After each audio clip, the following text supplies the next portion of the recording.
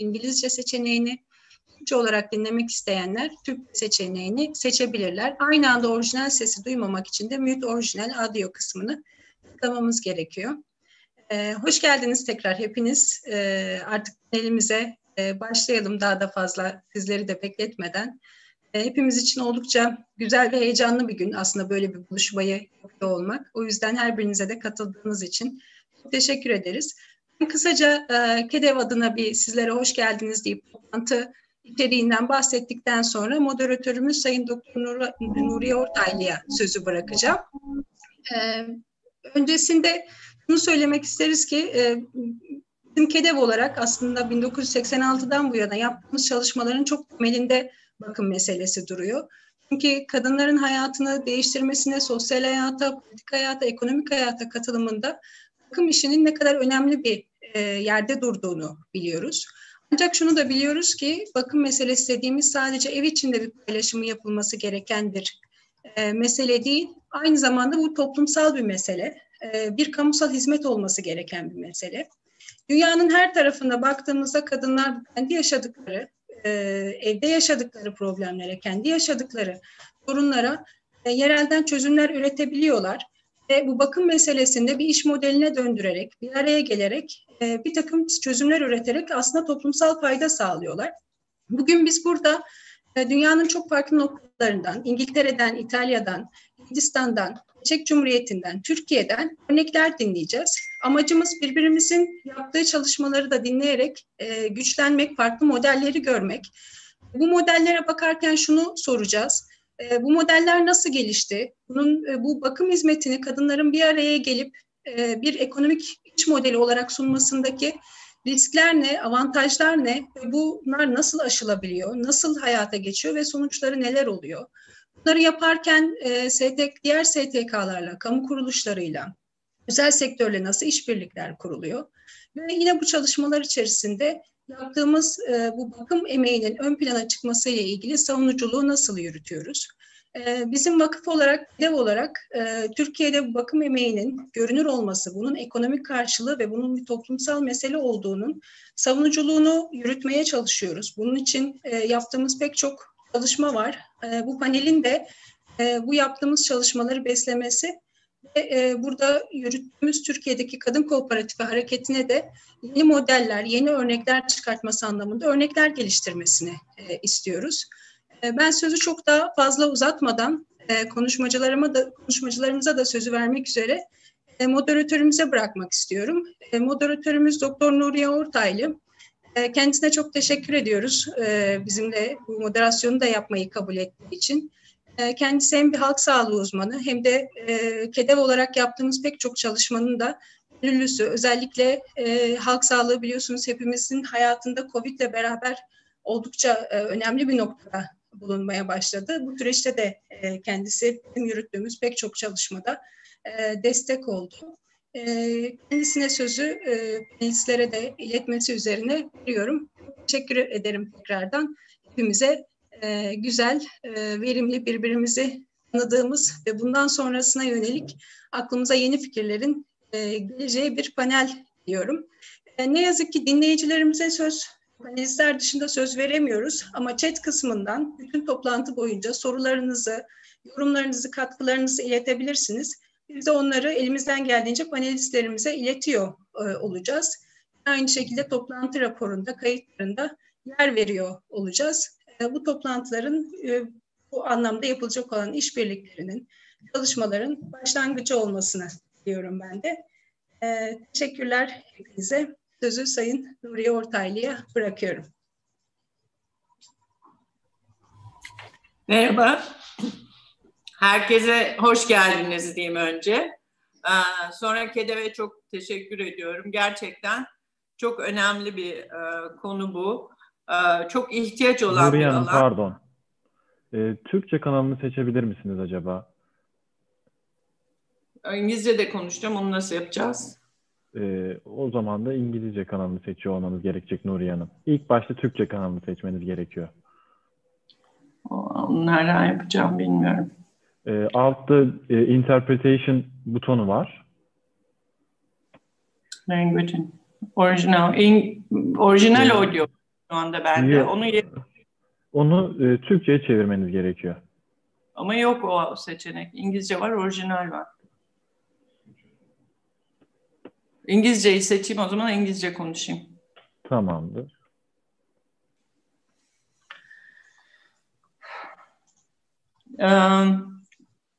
Okay. Sorry for the technical problem.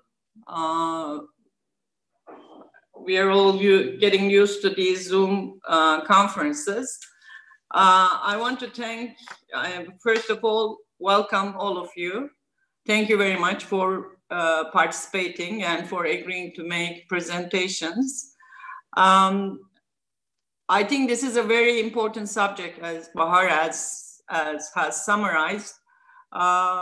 We know that care is an important part of women's everyday business. And it's also important for women to get some kind of liberation, to be involved in social activities and also economical activities. We have 7 presentations today, and I think all of them are more interesting than the other. I'm looking forward to hearing all of them, and hopefully we will have a discussion in the end, trying to learn from each other. Unfortunately, as we have quite a number of presentations, we need to limit them to 10 minutes. And I need to say that I will not be very tolerant about those who cannot finish in time. I will a little bit urge you to finish in time so that we can have time in the end for discussions. So we will first start with a presentation from England, UK. It's Equal Care Cooperative, and Emma Back will make the presentation. Please go ahead, Emma.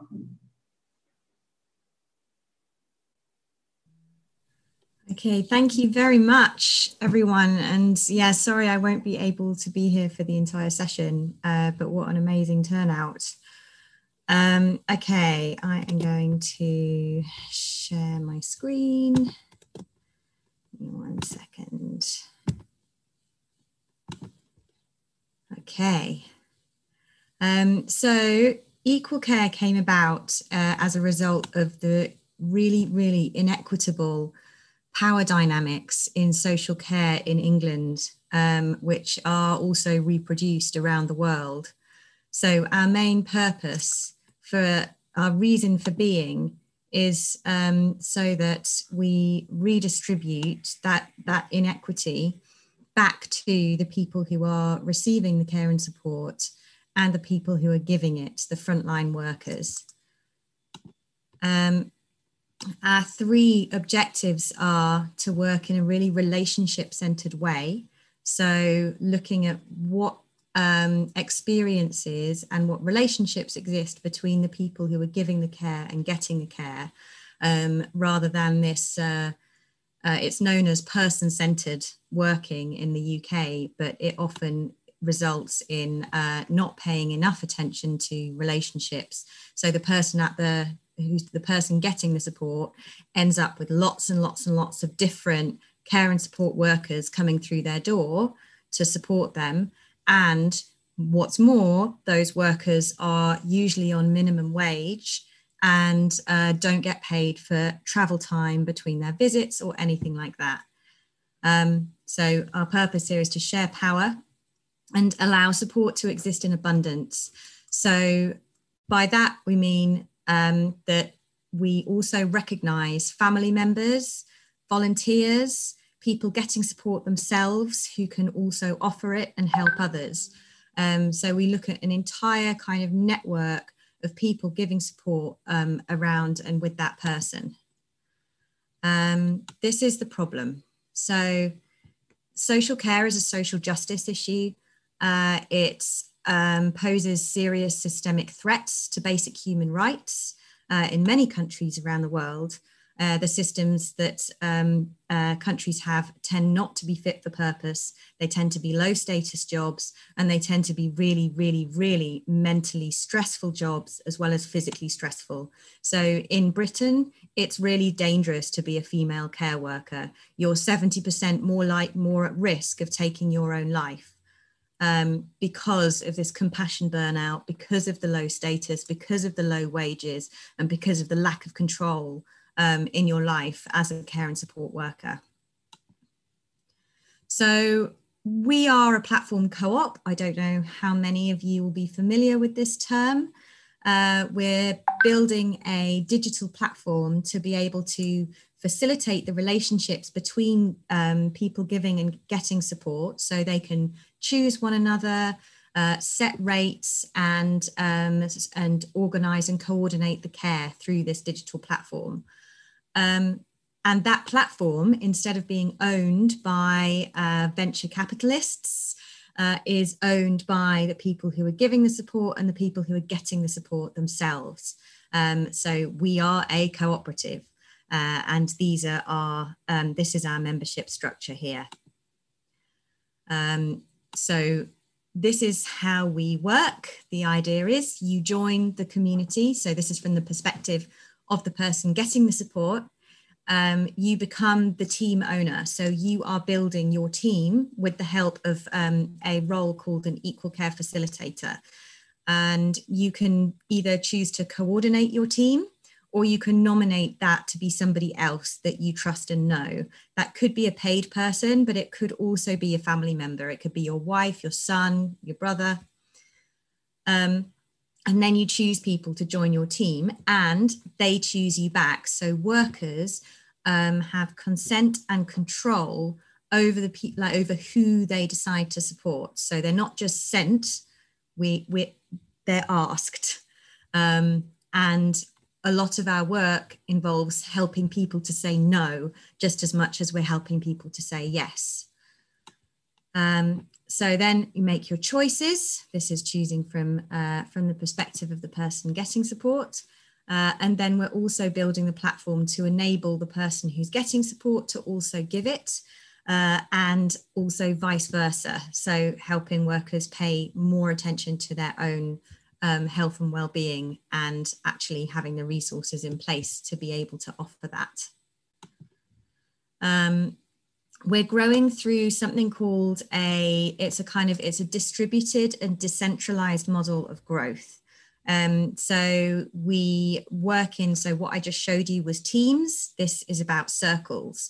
And these circles, we've been in our pilot year over 2020, so we'll be starting to establish circles in other parts of the country.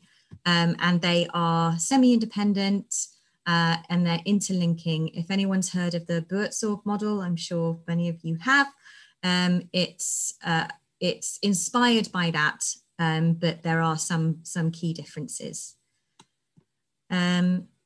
These are the key ingredients of distributed teams. So trust, mutual support and learning, hope, optimism, authority and voice. And we're starting to see these kinds of hallmarks already in the work that we've been doing in our pilot year. This is just a kind of a slide around what differentiates us from the other kind of platform-based competitors in the market. And then there are some kind of for-profit platform businesses that have managed to attract a great deal of venture capital and are working in the UK market currently.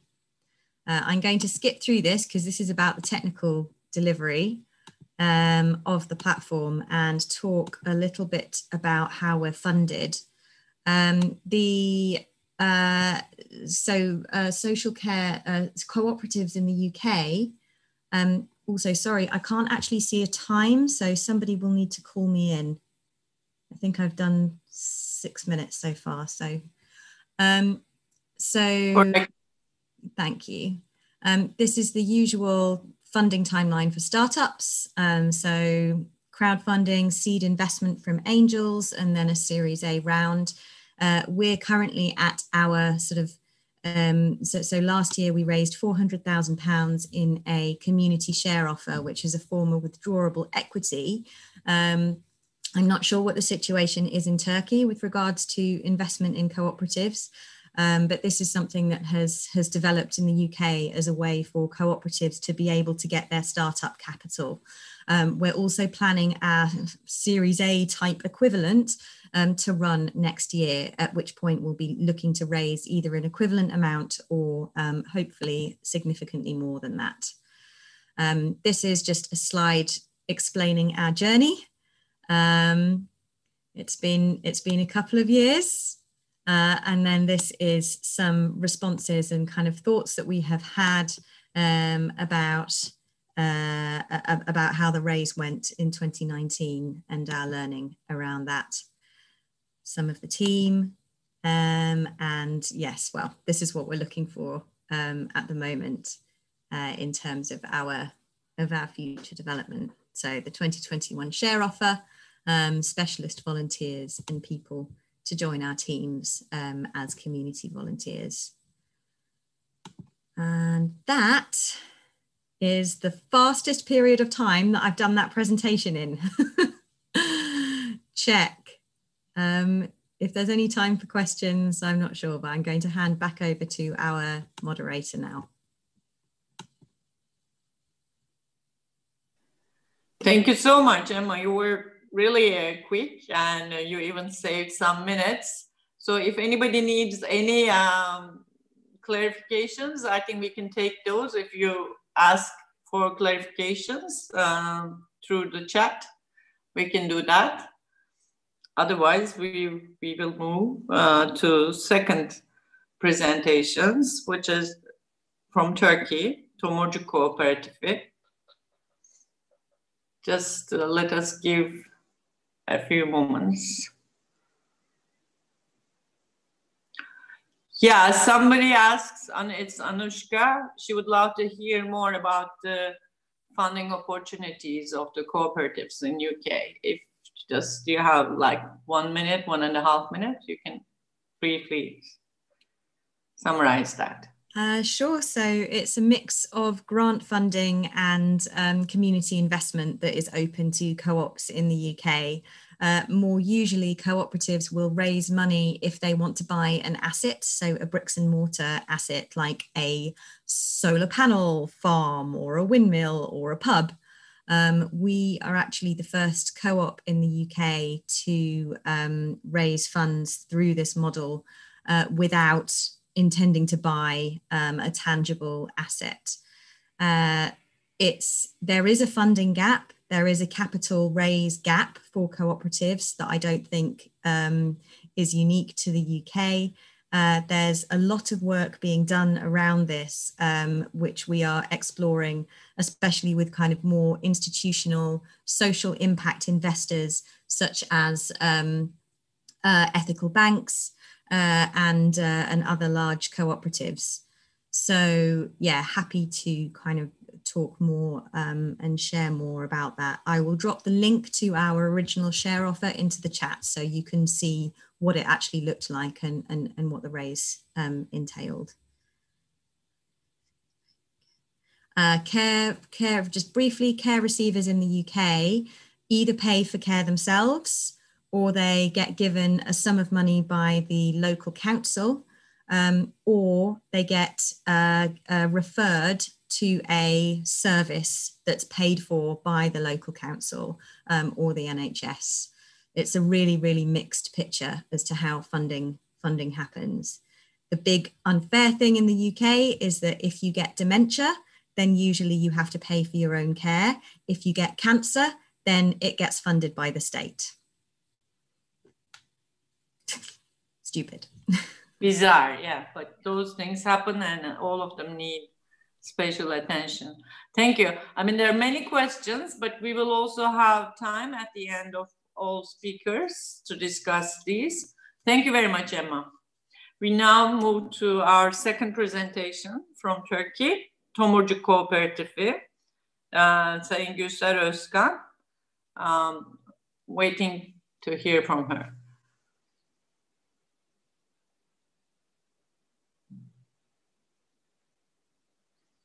Gülser Hanım.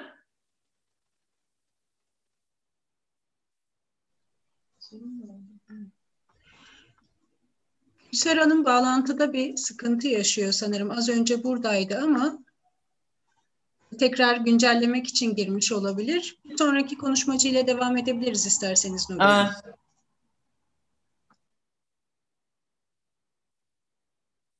Okay, let's move to Italy from UK. Actually, we are following them closer to UK than Turkey. It's Copernicus Consortium. Victoria Button. Please go ahead with your presentation. Victoria?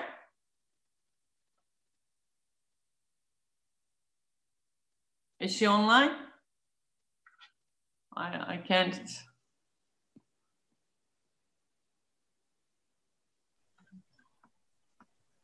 I don't see her. O da az önce online'da ama tekrar girdi çıktı. Evet. Tekrar girdi çıktı sanırım.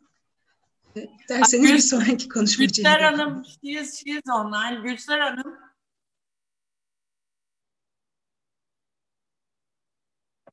Okay, Gülser Hanım.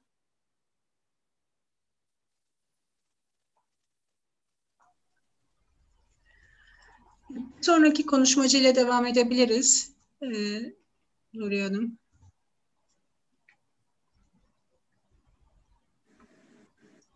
Sorry for this, I mean, but it's, we are really a large group and we are also facing the challenges of this online meeting.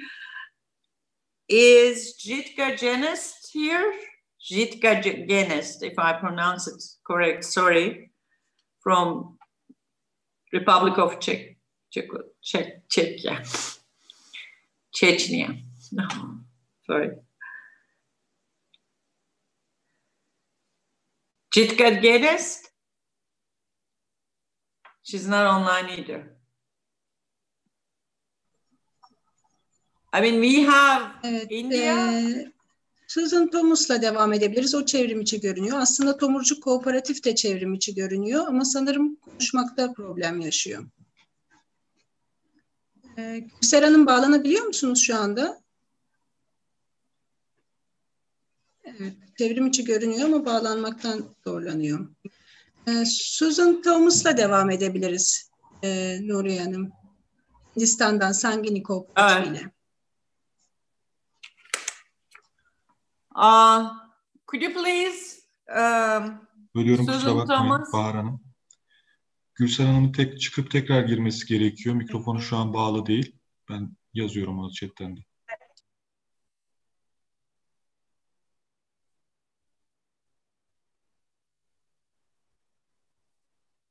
Okay.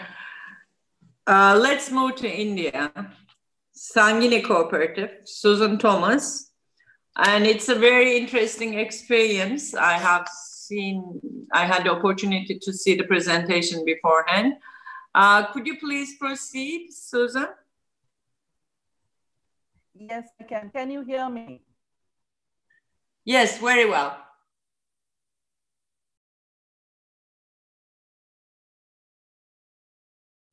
Please go ahead, Susan. Can you hear? Yes, we hear you very well. Okay, I'm trying to share. You need to turn on your video. You need to start a video, I guess, if you can.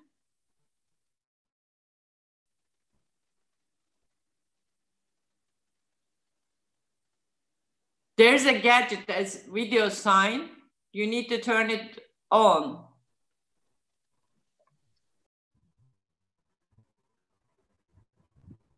Yeah, there's an internet problem there.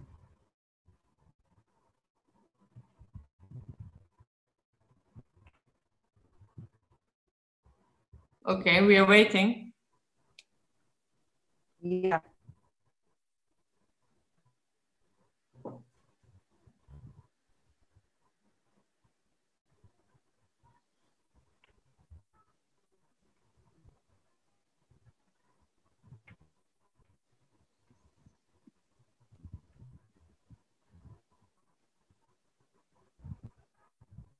You need to turn on your video.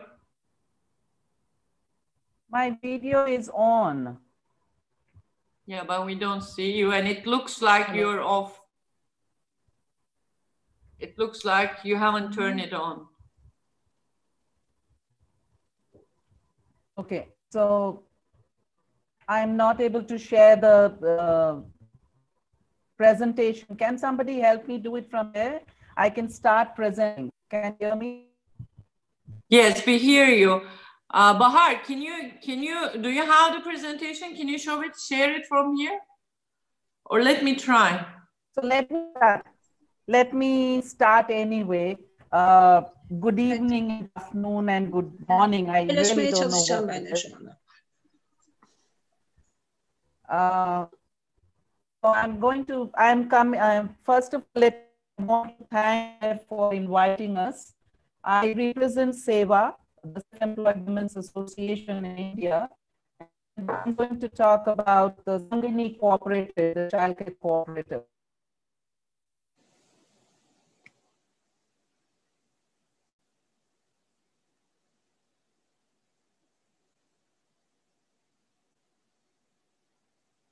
We don't hear you.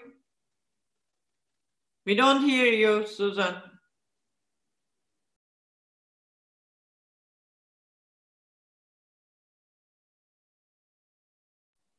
We cannot hear you. Nuriye Hanım, Susan Hanım'ın şu an internetiyle alakalı bir problem var sanıyorum.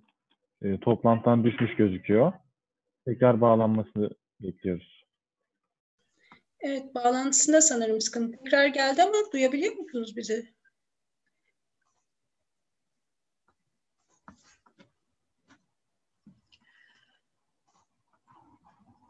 Nuriye Hanım, isterseniz Türkiye'den Berna'ya bağlanalım. İpek Yolu Kooperatif Berna Hanım'a bağlanalım bu sırada.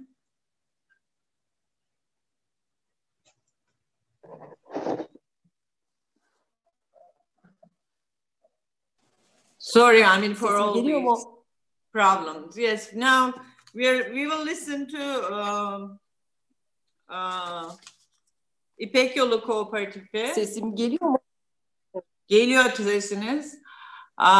Berna. Merhabalar. Çok heyecan verici bir buluşma bugün. Umarım iyi aktarmaya çalışırım. Biz 2002'li yıllarda Kadın Emeği Değerlendirme Vakfı'nın yerel çalışma gruplarından biriydik. Mardin'in yoksul mahallelerinden birinde yaklaşık 3000 nüfuslu bir mahallede ihtiyaç ve sorun tespiti çalışmasıyla başladı bizim hikayemiz. 5 kadınla başladı. Orada mahalle işte zorunlu kente göç eden kadınlarla bir araya geldik. Ve bunun üzerine hani ihtiyaçlar ve sorunlar nelerdir üzerine mahallede yaklaşık 400 kadınla bir araştırma yapıldı. Ve o araştırma sonucunda Mardin'de işte yaşayan kadınların daha çok sorunları üzerine işte okuma yazmayı bilmemeleri, işte aile baskıları, çocuk sayısının fazla olması, kadınlardaki işte özgüven eksikliği ve benzeri konular üzerine biz bir araya gelerek bu sorunları nasıl çözebiliriz, nasıl bir yaşam sürmek istiyoruz hem kendimiz hem çocuklarımız için. Bunların üzerine tartışarak biz Kadın Çocuk Merkezi'ni kurmaya karar verdik mahallenin içinde.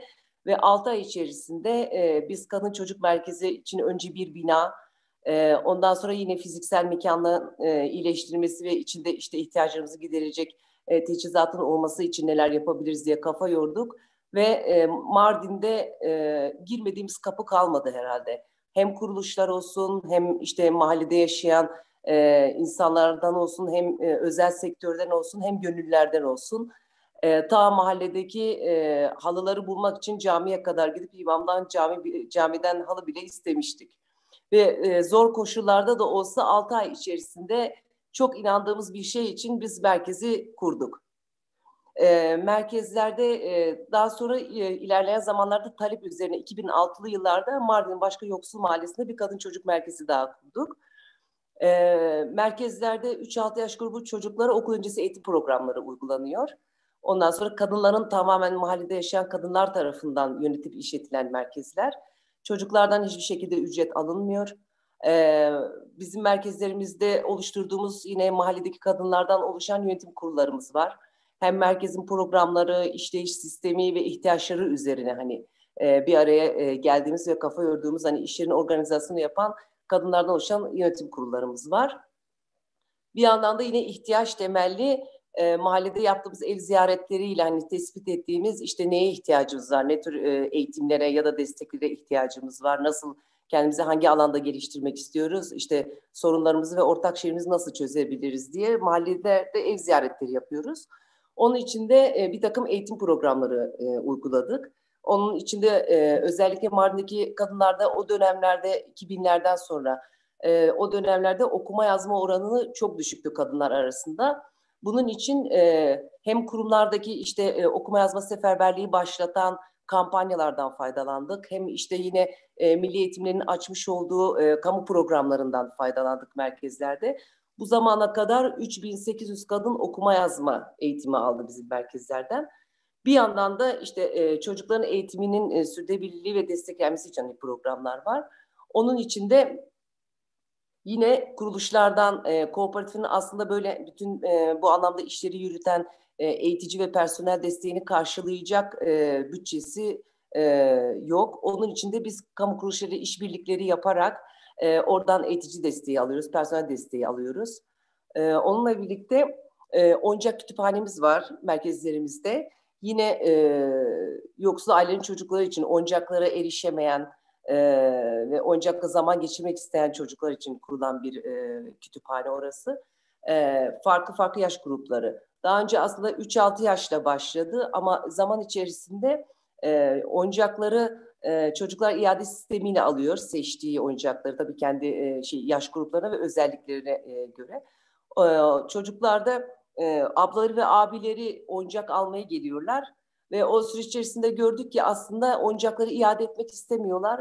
Çünkü ablaları ve abileri de o yaşlarda oyuncağa erişimleri olmamış. O yüzden 2 ve 12 yaş arasında tuttuk kütüphanede çocukların oyuncak alma yaşını.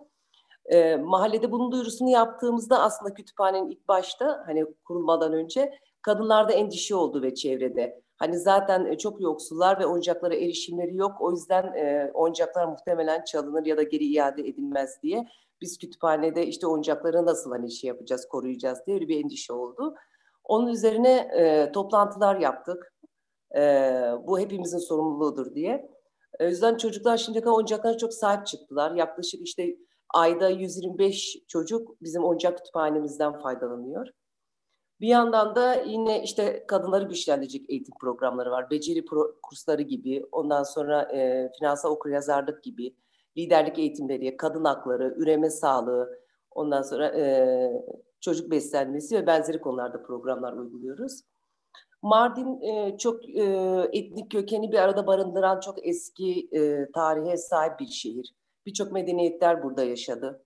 Hala da öyle. O nedenle bizim merkezlerimizde Mardin'de birçok dil bir arada kullanılıyor.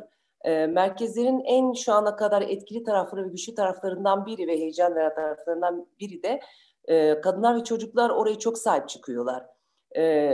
İlkokula giden çocuklar için biz okulda bir ilk öğretimden sürekli böyle bir bizi ziyarete geliyorlardı ve şeyi söylüyorlardı.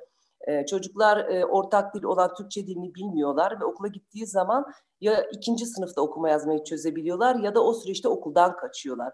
Bu mahallede çok mahallenin temel sorunlarından biriydi. Onun üzerine merkezler bu anlamda çocukların dil gelişimini sağlaması konusunda ciddi bir katalizör görevi sağlıyor. Ve o zaman da hem çocuk kendi ifade edip rahat ediyor hem ailesi rahat etmiş oluyor. O nedenle biraz heyecanlandım, kusura bakmayın. O kadar çok iş var ve çok uzun seneler. Onun üzerine biz sürekli böyle kamu kuruluşlarından destek alıyoruz.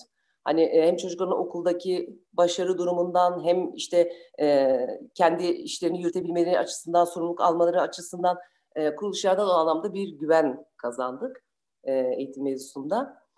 Diğer yandan da gelişen turizmle beraber biz 2005'li yıllarda yine vakfın desteğiyle Mardin'de araştırma yapıldı. İşte Mardin'de bir turizm mevzusu başladı. Bunun için turistlerin işte hediyelik eşya alma ve benzeri gibi sıkıntılar doğmaya başladı şehirde. Bunun üzerine işte kadınlar ekonomi ve istihdama katılabilirliği içinde bir zemin hazırlanmış oldu aslında ve ihtiyaç doğdu. Bunun üzerine biz ekonomik destek merkezini kurduk.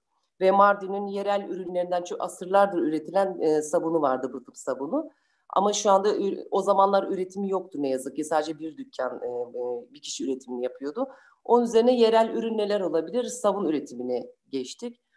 36 kadınla başladık o zaman da. Ondan sonra o yıllarda bizim günlük 70 adet üretim kapasitemiz varken şimdilerde 2000'e çıkardık biz üretim kapasitemizi ve zaman içerisinde tabii daha çok kurumsallaşmaya doğru yol aldık.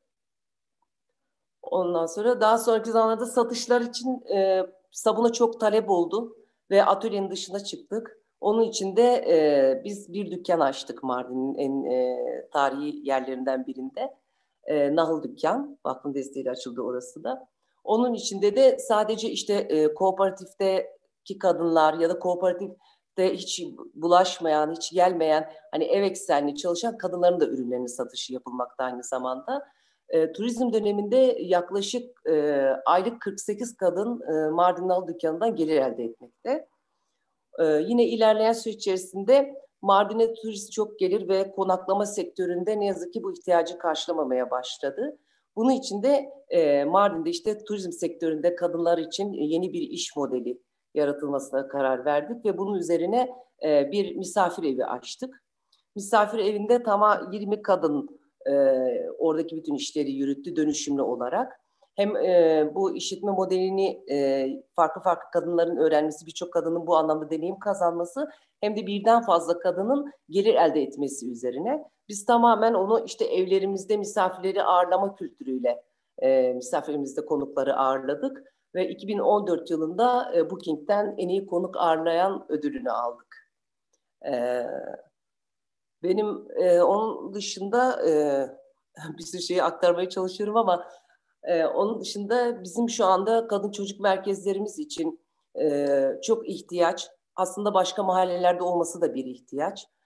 Bu nedenle orada biz kooperatifler toplantılarına katılıyoruz. Hani biraz daha mevzuatlarla ilgili, hani bu merkezlerin daha çok kişisel ilişkiler, girişimler üzerine hani yürüyen işleri var.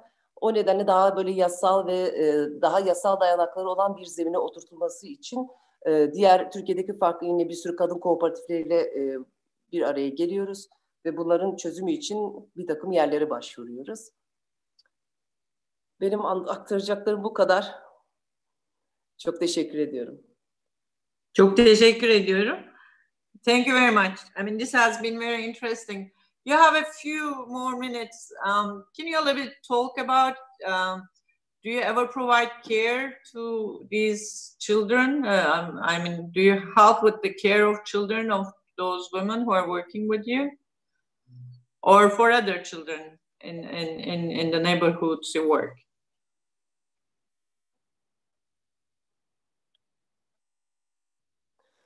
Mahallede aslında ilk yıllarda çalışan çok kadın yoktu. Çünkü Mardin hani sosyal anlamda o kadınlara bütün alanları açacak bir yapıya sahip değildi. Bu biraz turizmle bize bir sürü alanlar açılmaya başladı.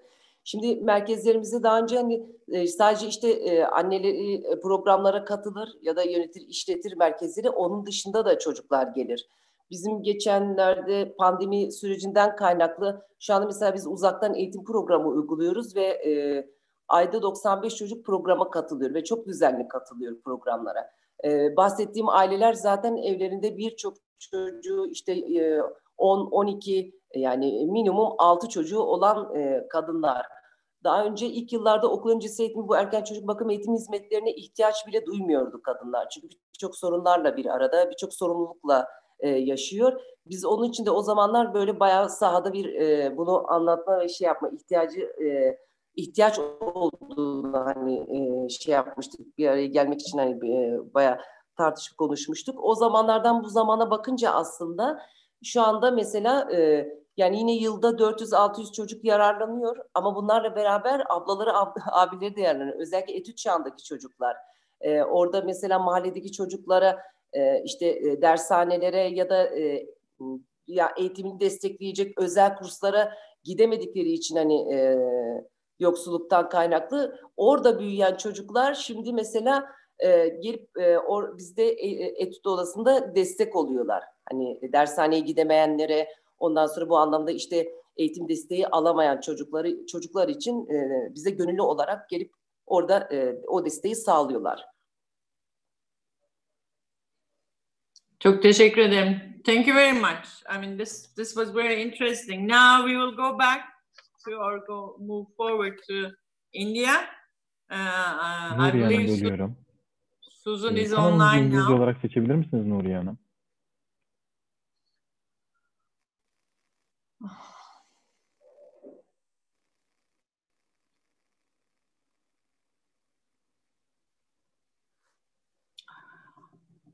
Okay, now we are moving to India. I believe Susan is online now. Susan, she's going to speak about the experience of Sangini cooperation in India. You can start, Susan. The floor is yours.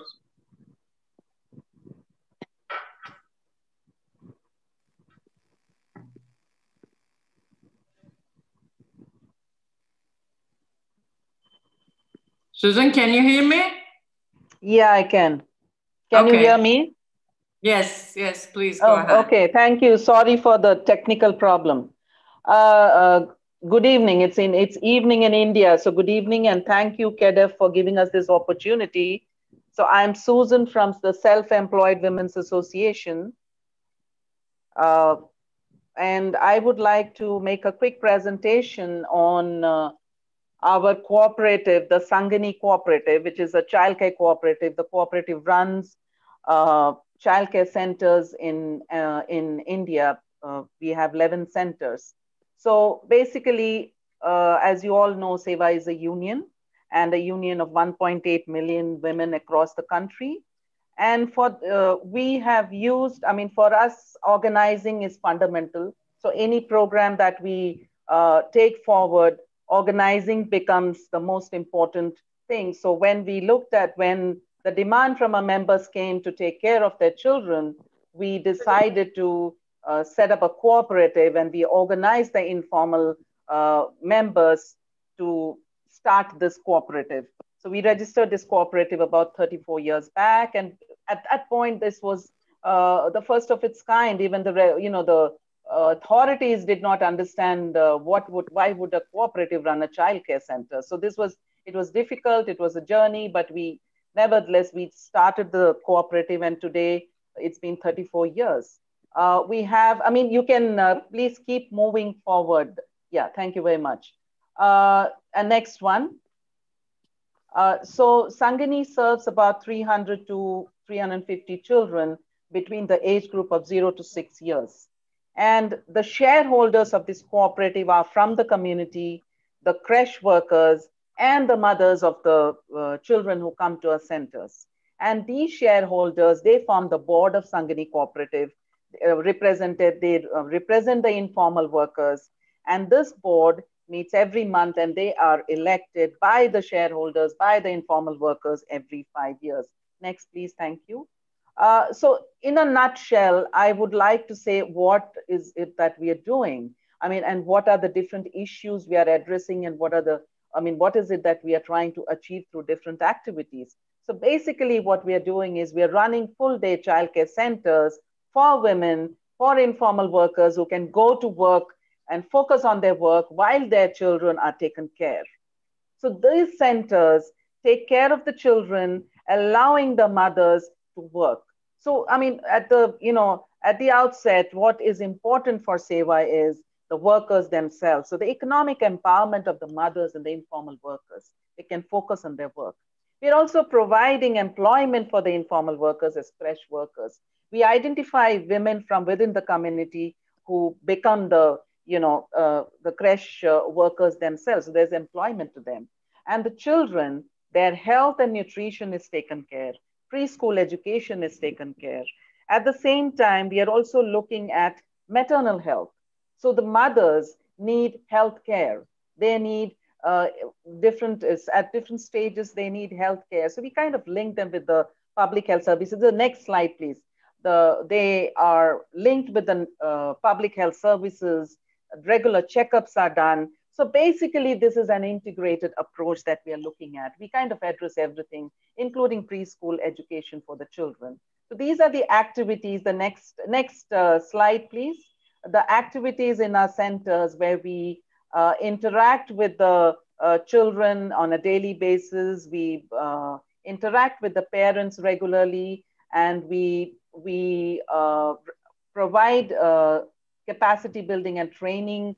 That's an ongoing process for the informal workers who are the care workers or care providers in the centers, working closely with the government to ensure that entitlements and rights reach the informal workers through our centers. That's also important. So all these things, and one of the most important things, India is a country which has so many different cultures, so many different religions.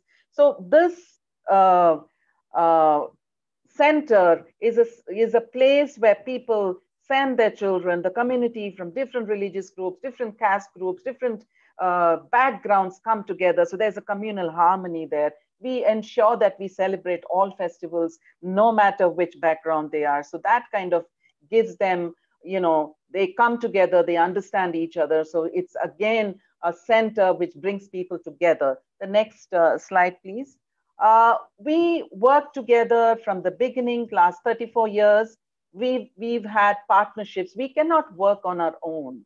We have to build partnerships with the government. We have to build partnerships with the private organizations. We have to build partnership with the civil society, the non-government organization or not-for-profit organizations.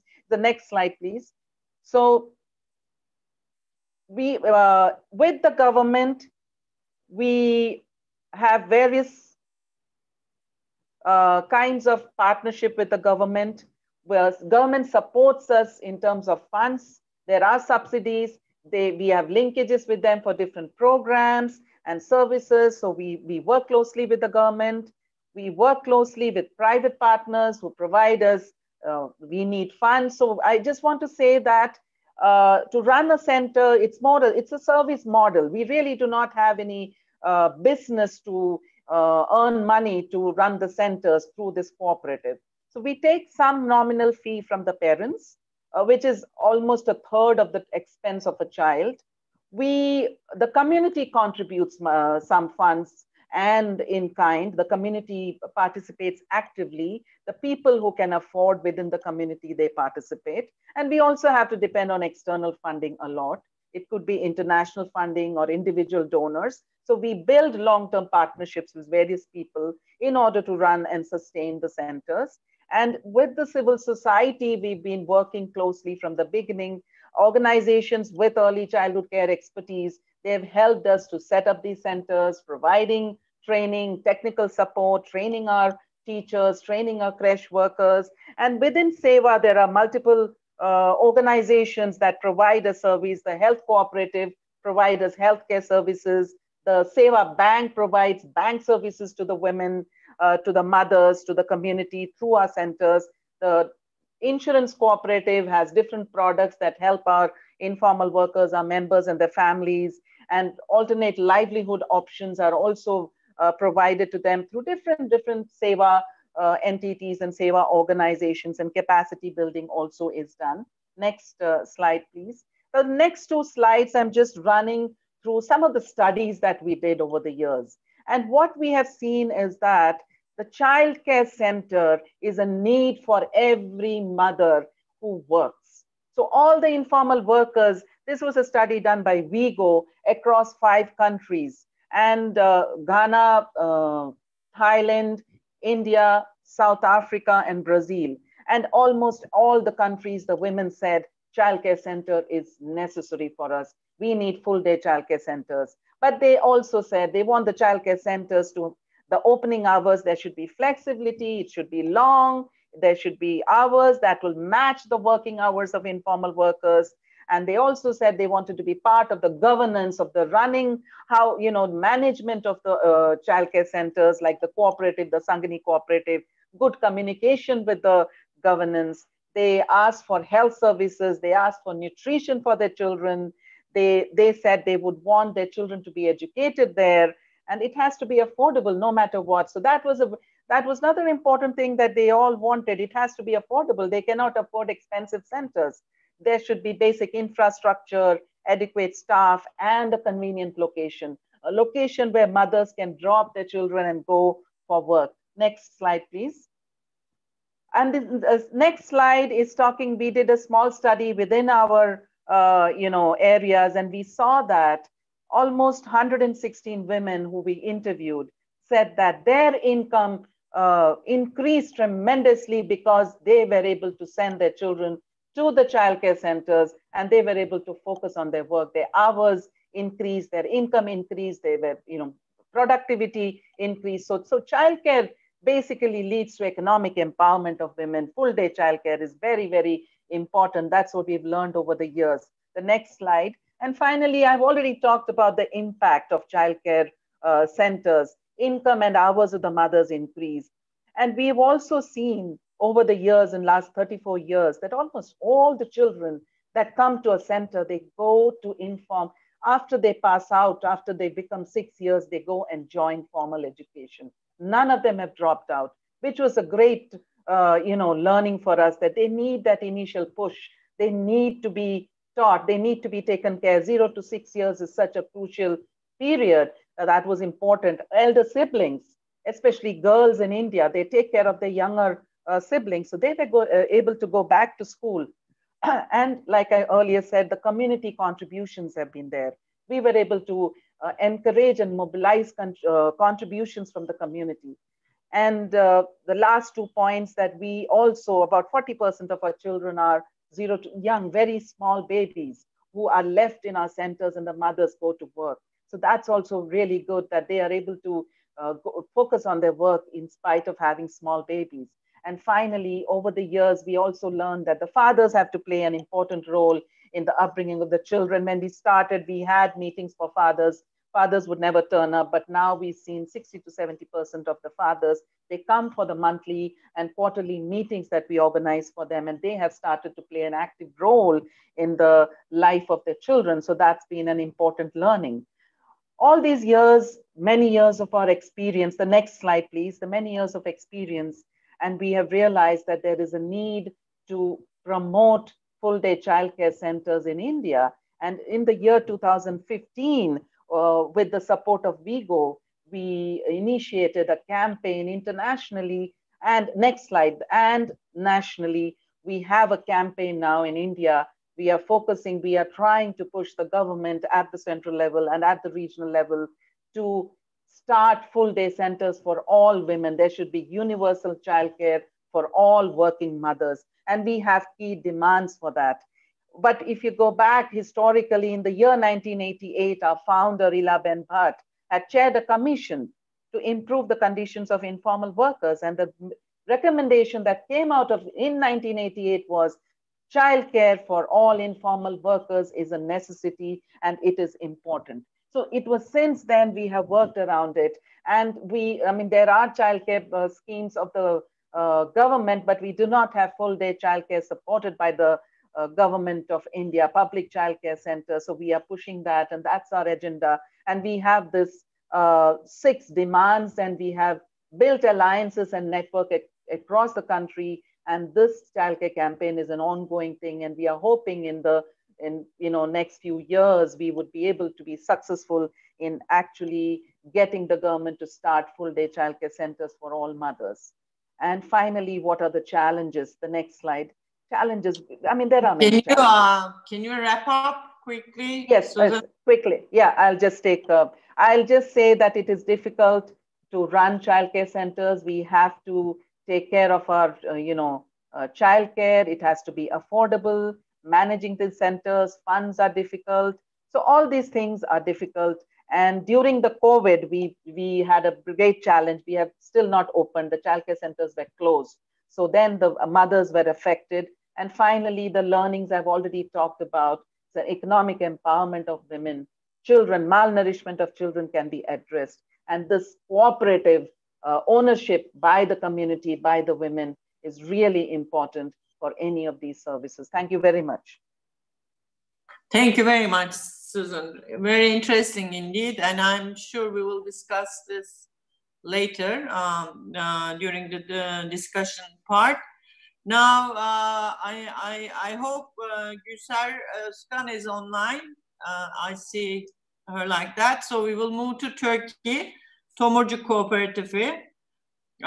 Gülser, are you there? Can you start? Evet. Bağlandım herhalde. Evet. Yes. Evet. Herkese merhaba. Biraz teknik zorluklar yaşadım. O sebepten bazen ayrıldım. Kusura bakmayın. Ben de Türkiye'de Kadın Emeği Değerlendirme Vakfı'nın desteğinde, daha doğrusu önderliğinde kurduğumuz bu kooperatiften bahsetmek istiyorum. Biz zihinsel engelli çocukları olan anneler olarak bir araya geldik. Çocuklarımızın eğitimlerinin devamı, sosyal yaşamdan kopmamaları, onların üretici ve üretken olarak toplumda yer almalarını sağlamaya yönelik girişimlerde bulunmak istedik. Ve örgütlenme modellerini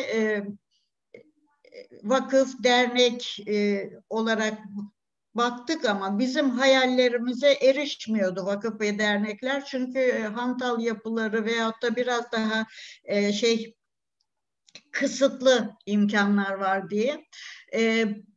Burada o arada Türkiye Kadın Kooperatifleri buluşmasına, uzun uzun hikayeyi anlatmayayım, özet olarak geçeyim.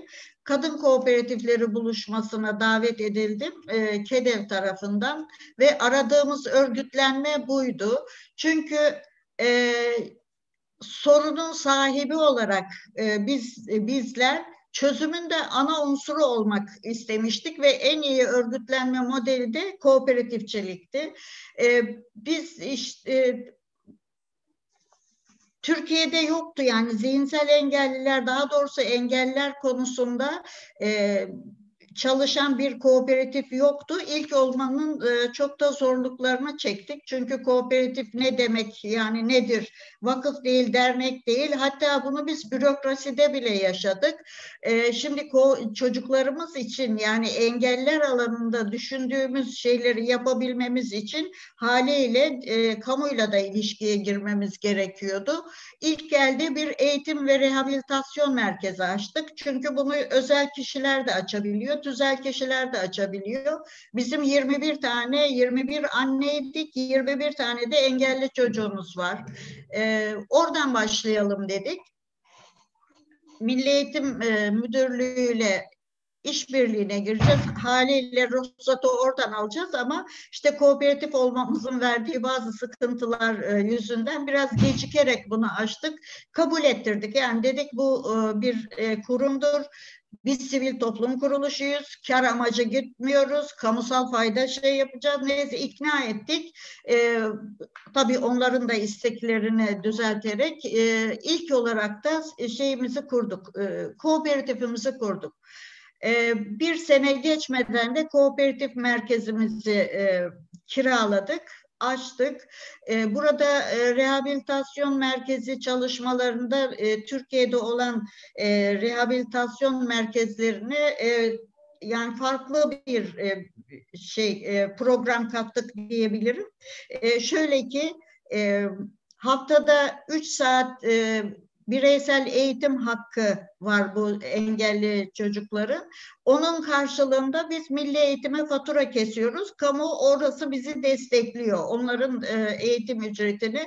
Ama haftada 3 saatle akademik eğitimle bu çocukların topluma kazandırılması fazla mümkün gözükmediği için biz gönüllülerden oluşan bir ekiple çocukların sanatsal, kültürel, sosyal, çevre, her türlü imkanlar, ihtiyaçlarını, sportif ihtiyaçlarını karşılayabilecek ek faaliyetler koyduk. Biz buna rehabilitasyon programı diyoruz. Bu Milli Eğitim'in programında yok.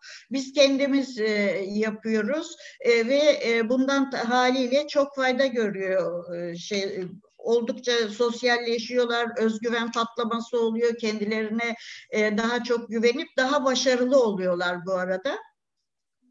Bu gönüllü ordumuzda bunu yapıyoruz. Gönüllü ordumuz diyorum. Onlar bizim vazgeçilmezimiz. Şimdi rehabilitasyon merkezimizde profesyonel olarak 12 personel çalışıyor. Bunların 2 tanesi erkek, 10 tanesi kadın. Tabii kooperatifin sürdürülebilir olması için düzenli gelire ihtiyacı var. Bu geliri biz bu kanalla sağlayabiliyoruz. Ama çocukların, bu zihinsel engellilerin, özellikle zihinsel engellilerin bir de şeye katılmaları, istihdama katılma süreçleri olacak. Ki bunlar yani kamuda olsun, özelde olsun iş bulma imkanına sahip değiller. O sebepten fazlasıyla desteklenmeleri, mesleki becerileri veyahut da eğitimleri, iş edinme becerileri, iş yapabilme becerilerini geliştirmek lazım. Bu sebeple de atölyeler kurduk. Rehabilitasyon merkeziyle kooperatifin ortaklığında atölyeler kurduk. Bu atölyelerin bir tanesinde yalnız engelli gençlerimiz çalışıyor. Onlara ayrı bir öğretmen aldık. Onların görevlendirdik daha doğrusu.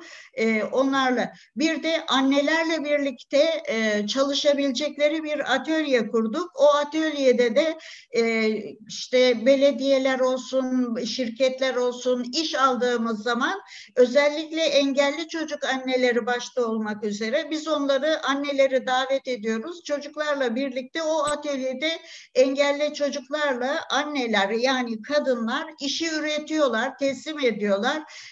Orada çalışan, o atölyede, o işte çalışan aileler de ücretini alıyor, çocuklar da harçlıklarını alıyor. Böylece herkes memnun. Ailenin de ekonomik kalkınmasına veyahut da rahatlamasına yardımcı oluyoruz diye düşünüyorum. Daha doğrusu olduğumuzu görüyoruz. Bu arada çalışma alanlarını genişletelim diye bazı atölyeler, ek atölyeler yapıyoruz.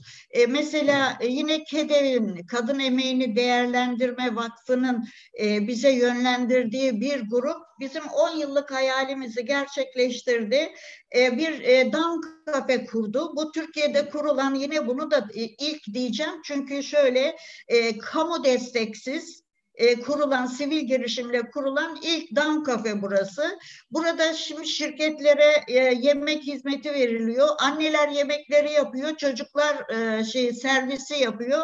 Toplum içinde engellilerle engelsiz olan toplumu bir yerde buluşturuyor, tanıştırıyor. Buradan çok büyük faydalar sağlıyor. Bir giden bir daha geliyor. Yani bunu söyleyeyim çünkü öncelikle engellilere böyle acaba hani böyle çekinceli bakan kişilerin ikinci defa iştahla, sevinçle geldiklerine şahit oluyoruz. Bu çok önemli bir şey çünkü ben kendimden söyleyebilirim. Ben 20 yıllık öğretmendim. Çocuğum doğduğunda Down sendromlu. Eyvah dedim, ben 20 yılda ben hiçbir şey bilmiyorum. Eğer ben öğretmen olarak Down sendromlu hakkında hiçbir şey bilmiyorsam bu toplum nasıl bilecek zaten? Ben de bildiklerimi yani uyguladıklarımı el yordamıyla uyguladık. O zaman toplumun tanımamasında bir kusur yok. Bizim tanıtmamız gerekiyor. Bu işi bizim yapmamız gerekiyor diye düşündük. 2007 yılında rehabilitasyon merkezini açtığımızda bir gönüllü abimizin, demeyeyim kardeşimizin liderliğinde bir perküsyon grubu kurduk. Ben hiç inanmıyordum ama gerçekten olağanüstü şeyler yapıyorlar. 2007 yılından bu yıla kadar 305'i aşkın Türkiye'nin dört bir yanında konser verdiler. Üniversiteler, belediyeler, artık Türkiye'de tanımayan yok. Çünkü Engelliler Haftası dedikleri zaman bizi davet ederler. Biz İstanbul'dan kalkarız, Ağrı'ya gideriz, Gaziantep, her yere kim çağırırsa gidiyoruz. Çünkü o çocuklar alkışlandığı zaman, başarıları takdir edildiği zaman çok büyük mutluluk duyuyorlar ve gerçekten de çok güzel şeyler yapıyorlar. Bu topluma ümit oldu. Hiç unutmuyorum, Ağrı Patmos'taki konserden sonra böyle engelli çocuk aileleri, babaları etrafımızı sardı. Dediler ki bizim çocuklar da bunlar gibi olur mu? Olabilir mi? Ki çocukları biz hani hem engelli hem bedensel engeli var. Sahneye destekle kaldırdık ama harikalar yaratıyor. Bizim gibi olur, bizimkiler de bunlar gibi olur mu? Dedik ki olur. Hiç endişe etmeyin. Eğer emek verirseniz olacak dedik. Bu bizim görünen yüzümüz. Türkiye'deki farkındalık çalışmalarını Bremen Mızıkacıları Perküsyon Grubu vasıtasıyla yapıyoruz. Şimdi pandemi sürecinde çalışmalarımıza ara verdiğimiz için zaten konserler falan artık yok. Ama çocuklardan yana sıkıntımız var. Her gün kapımızdalar, ne zaman konsere gideceğiz diye. Çok teşekkür ederim Güler Hanım. Çok yani vaktinizi tamamladınız. Son cümleleri. Öyle mi? Tamam. Teşekkürler. Tamam. Çok çok teşekkür ederim.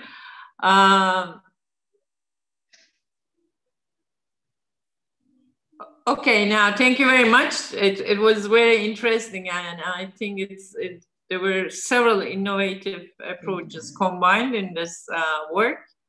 And now we will move to Italy, Copernicus Consortium. Nuriye Hanım, kanalınızı İngilizceye çevirebilir misiniz? Çevirdim, evet. Esnada? Çevirdim. İngilizce'de şu anda. Okay. Now we move to Italy and Copernicus Consortium, Vittoria Burton. Hello. Yeah, okay. Welcome, Victoria. The floor is yours, and we're looking forward to hearing you. Thank you. Thank you very much for the invitation. It's always a pleasure to share learnings with your foundation and with the guests that you invite. I am sorry for joining late. I had a misunderstanding on the time zone, so I apologize for that. I'm going to try and share my screen, and hopefully you can see my slides now. Yes, we do. Okay, a few words about myself. I work in cooperatives. I've been working in cooperatives in the northwest of Italy for 25 years now, and mainly in the area of education and care in early childhood services. Recently, I've moved to more specific work on the prevention and contrast of educational poverty. And so, although I try to maintain a more general focus on the role of cooperatives and women in Italy, there might be some references that are specific to my line of work, which is education. So, a brief introduction to the situation in which we find ourselves as women who work in cooperatives in Italy. And I think this is important. I'll try to keep it as brief as possible, but when you think of Italy, you tend to think of the 8th economy in the world, so that the situation might be more similar to that of Sweden than to the presentation we heard from our Indian colleague. In reality, the difficulties in Italy are quite in contrast to its economic standing at international level. So only about half of women work in Italy, with the very low levels in the south of Italy. That is another element that it is important to consider when thinking about our situation. There is a very stark and harsh divide between the situation of women in the north of Italy and that of women in the south from every point of view. Female employment has been steadily declining in the last 10 years. And we are very low, as you can see, in the Global Gender Gap Index, and we position ourselves between Thailand and Suriname. So as you can see, we are quite distant from our European partners. These are some of the elements that are taken into account when working the ranking in the Global Gender Index gap. As you can see, Italy is second to last in Europe with regards to percentage of women in employment. And we are second after Malta in the difference between female and male employment rates. This is particularly true for women who are also mothers, because our employment rate for mothers is, as I said, second to last in Europe, but we are also the most disadvantaged group of workers in terms of contractual conditions. Also, a recent report by a research agency in Italy, Open Polis, you can find these resources online. I'll be happy to send them to anyone who's interested. Being a mother is the #1 obstacle to being employed in Italy. We often have situations in which we are made to pre-sign a void contract in which we agree to resign as soon as we get pregnant, which is obviously an illegal practice, but very much the rule. This, as you can see, is the difference between fathers and mothers in terms of employment. And again, Italy is the second in Europe. Why such disparity? Well, there are obviously cultural reasons and also a very unfair division of housework and care work between men and women historically and today, and also an underdevelopment of policies to achieve work-life balance. The obstacles, the main obstacles to women employment are the informal welfare system, which means that if we look at the care situation, informal care situation in Italy, we find that in 90.4, so the totality of Italian families in which a person needs assistance, this assistance is given by a woman under 44 years of age as the sole caregiver with no economic or psychological support at all, or training, obviously.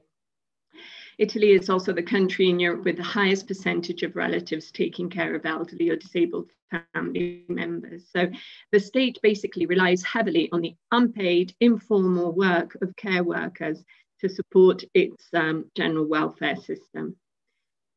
Facilitators for female employment and for a better care system would be obviously the increase in provision of state care, in particular for children under 3, because women tend to exit the job market when their children are very young, and it is extremely difficult in Italy for them to get back into the job market.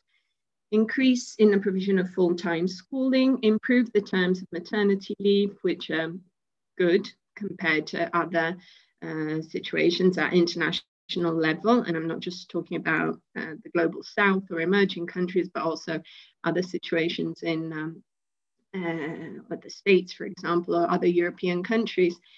And also tax reductions for companies, so incentives in hiring women. What organizational business models do we have? Well, basically, if it's not informal care in Italy, care is in the hands of the cooperatives, of social cooperatives, social enterprises, which are characterized by a very high percentage of female presence, both in leading and managerial roles and also obviously in care roles, as you can see from these numbers. Also, surprisingly, the female occupation rates, which have steadily fallen in the last 10 years, have actually increased within social cooperatives in Italy. So this is the model that I would like to put forward today as a model that works both in terms of the quality and variety of care system it provides, but also in terms of the type of occupation it offers to women. In Italy, we consider cooperatives as private social enterprises known as the third sector, probably in other countries as well, that provide a public service or respond to a social need. Also, a very important characteristics of cooperatives in Italy is that they are very much in line with the needs of a specific geographical area. They do not, in general, operate in vast areas, but in one very specific area, which they know well, where they have a very important social capital to spend. They are very much aware of how resources are invested and spent, and they tend to be multipliers of local resources. So they tend to build networks between different stakeholders so that different skills and different material and immaterial resources are pooled to give solutions that usually the state is a bit slower or sometimes even unable to provide. So in Italy, as I said, 24% of the care system is run by cooperatives, catering to about 7 million people in the fields of health, education, and social services, and 56% of the jobs in the care system are in cooperatives.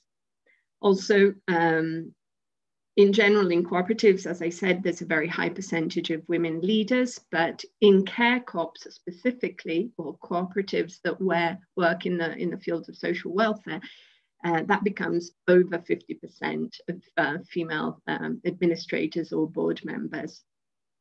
There's also a high flexibility in the kind of jobs that women can have within welfare cooperatives, with a very high percentage of part-time or flexible hours jobs. And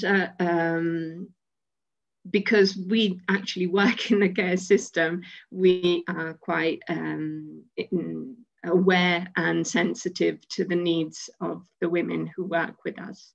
The partnerships that usually we strike are both of the public and private kind, with local councils, social services, local health authorities, state schools, region and state, and with families directly, foundations or corporations. The types of relationships with all these organizations cited above are simple cash for services. So we are commissioned a service, a creche, a nursery school, a summer camp, an after-school club, or even interventions for disabled children or young people. For the elderly, obviously, we have a very, very serious demographic problem in Italy. Not obviously, but we do actually have it. And there's an estimated loss of about 175,000 jobs in the early childhood area in the next 10 years, with a similar increase in the in jobs providing care for elderly people. So Italy has a very serious problem with aging population. And cooperatives are quite late in restructuring their services to meet these new needs. Anyway, so we either have cash for services from all of the stakeholders mentioned above, co-development of services. So we program and make tailor-made services for different partners, or more interestingly, co-development of policies. So where there are situations of social needs that we agree that can be better addressed by cooperatives, then we, with the social services, the local councils, or even the state, develop policies to address these. There's also joint fundraising to finance specific projects, mainly in the field of educational poverty. Victoria, can you a little bit, move quickly, because you're almost out of time. Yes, I will. The limits are the cost of private childcare and the general attitude towards childcare, which is that it should be a women's job. And so concentrating all the jobs in that area is kind of a self-fulfilling prophecy. Very limited career prospects for workers in this care sector. and the low appeal. Also, the wages are decided by a national contract, but they are not particularly high in terms of remuneration. These are some examples of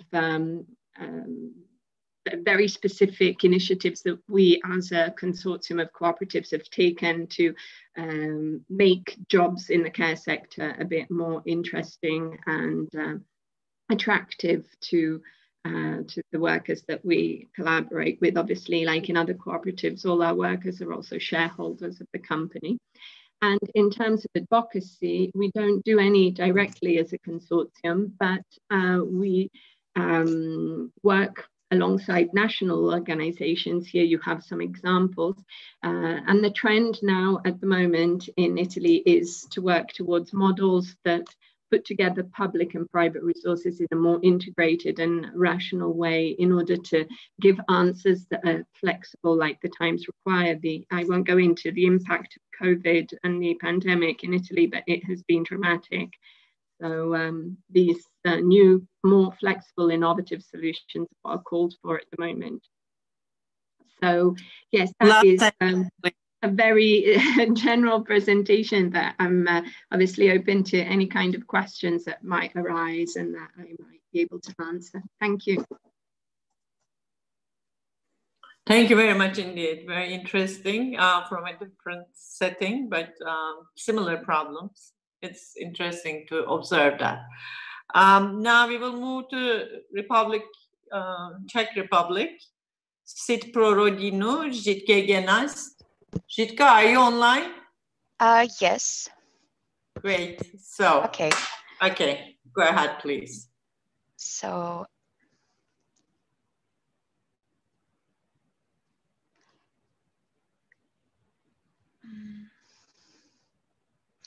I will try to share my desktop also.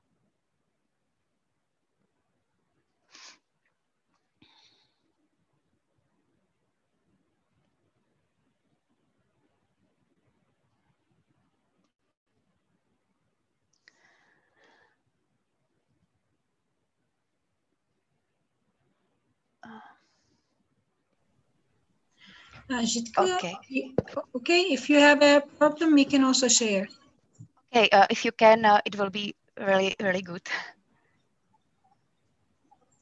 Okay. Thank you.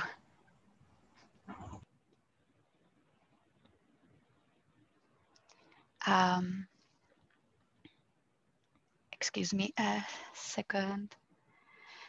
Yeah, we see your presentation. You can. Yeah. Okay, so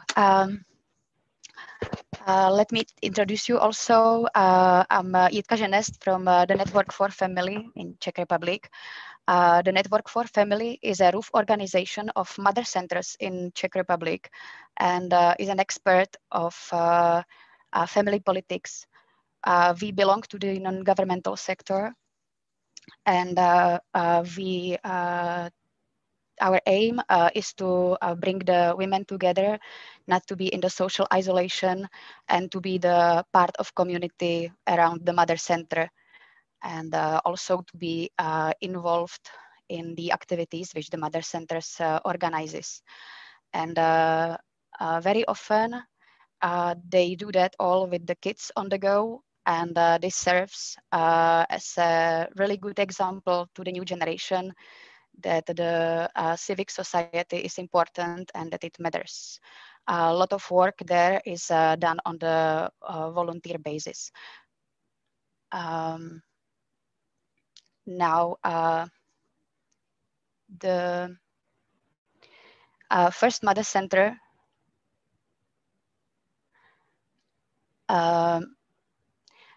have been established in 1992 in the former Czechoslovakia in Prague. But a year before, a group of Czech women interested in this idea attended Munich, where the idea is brought from.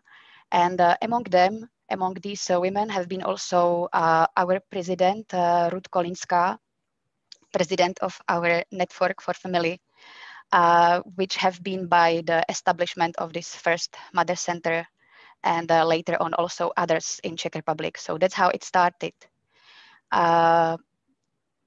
The creation of this first mother center have been reflecting the changes in the society after the Velvet Revolution 1989, like respect to differences and willing to be involved in the civic society. In the year 2002, the network of mother centers have been established. And before, the informal cooperation have been on, and in the lead of this roof organization have been again Ruth Kolínska as the holder of the mother centers know-how. And as time passed, we have been dealing with other topics. So at the year 2016, we changed the name and also the content, and we renamed to Network for Family, and our spread went brighter. For a moment, we associate 260 mother centers within whole Czech Republic. Can I have the next? Thank you. So our mission is to strengthen the value of the family in the 3 pillars, we can say. They are also the main spheres of our interests. And within the first pillar, we try to enforce family-friendly legislation. We try to network experts and organization at the local, national, and even international level now. We support the involvement of the mother centers representatives in local politics and in the decision making. In the center, they are the activities which have been in the former network for the mother centers. It's the support of the mother centers and the lobbying of their interests. In the third pillar, in the company, we try to support the competitiveness of the companies through our audit, which we developed, and we reward the family-friendly companies and promote the examples of a good practice. Can I have the next?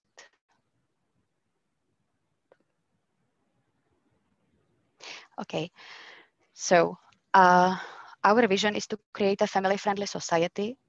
Our values are sharing, cooperation, support, and influence at the local, national, and international level. And in accordance with these values, we support the traditional family model, but we do respect all other family models which can be, because the traditional family model now is in the minority. Can I have the next? And now a little bit about what the mother center is. First of all, it is a tool to prevent the pathologic phenomena within the family and society. That's really, really important. It offers a safe background for everyone. It uses a principle of self-help and uses also the self-help groups method for different needs of the parents, like the parents of handicapped kids, parents of twins or multiples, and any other problems which they can deal with. It's mother center to mother center that differs. During the time of the existence, some of the mother centers became the community centers for all generations, and they are definitely the initiators of the community life at the place of their operation.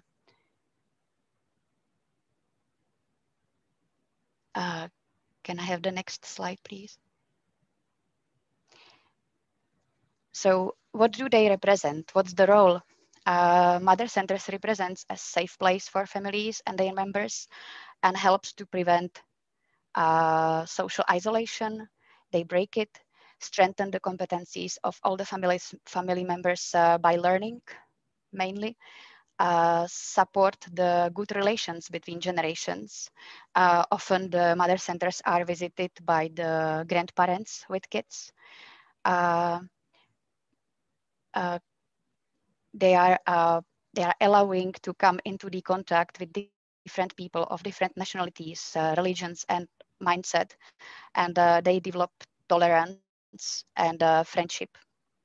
And they also try to detect the problematic, the issues within the society and family on time, and they try to prevent them or to find some prevention on time. It also offers alternative to the commercial services for families.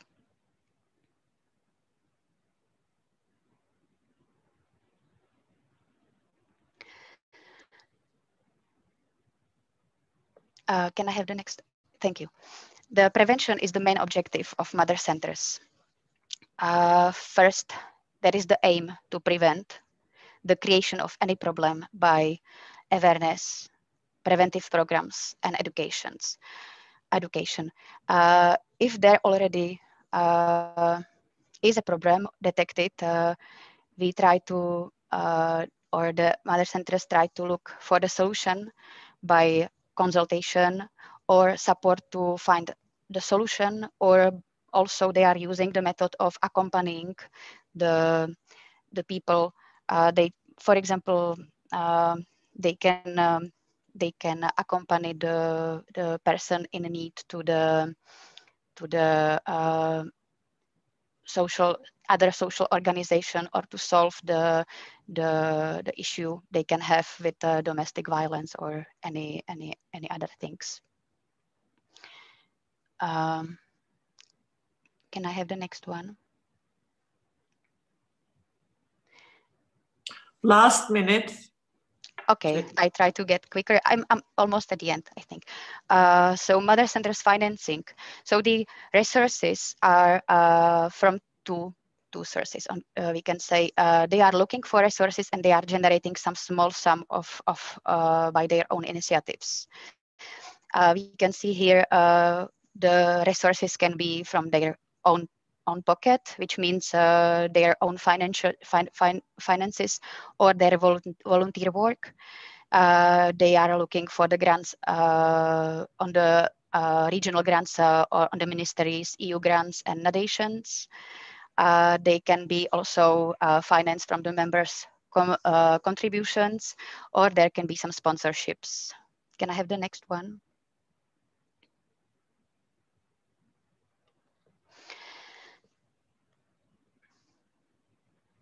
Okay, so they also generate some money of their own, but it covers mainly their activities. They cannot generate the profit. So they are balancing the money among their programs, among their activities, to be able to pay them all. So some of them they are more expensive, some of them less, and like that they can manage their activities. After, there are some small sales activities of their own products, or they win some commission on selling somebody else's products or services. And in some of the mother centers, we can find also some forms of social entrepreneurship, like rentals of books, carnival costumes, or some services for families like childcare, tutoring, or graphic studios, hairdressing, or even cafe. This all is helping them to finance their run. Can I have next one, please? Mother centers are cooperating with a wide range of bodies on the like municipalities, regions, and ministries. That's the main.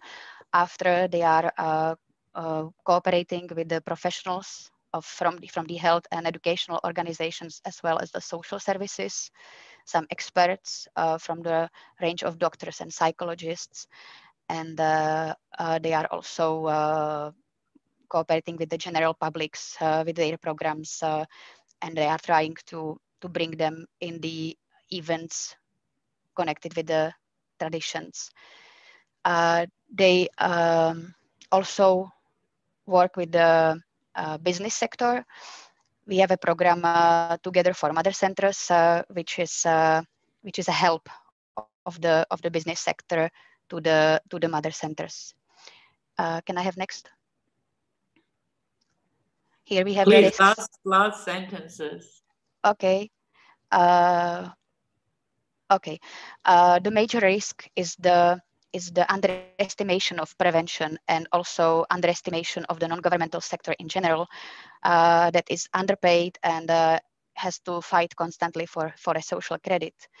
And how we support our members is with we are providing them by methodology, education, and we support them by campaigns, and we try to promote our common interests by influencing the situation in advisory bodies, negotiation with state representatives, open letters, and so on.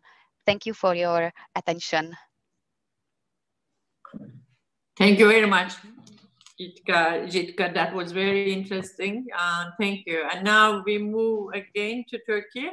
And for the last presentation, Şengül Akçar from KEDV, the hosting foundation. Please, Şengül, the floor is yours.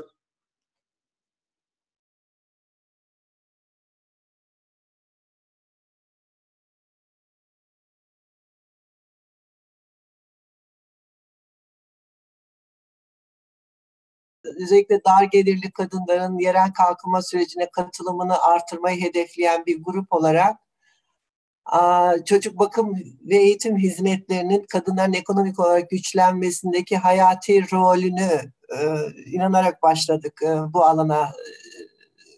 Bu alanda çalışmaya başladık.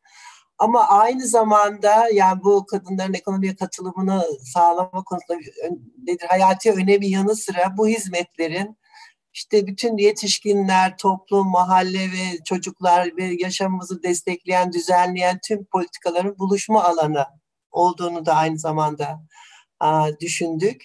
Yani bir anlamda bu hizmetler mahalle düzeyinde bir uzlaşma, bir barış kültürü ve demokrasi kültürü yaratma potansiyeline sahip diye düşünüyoruz.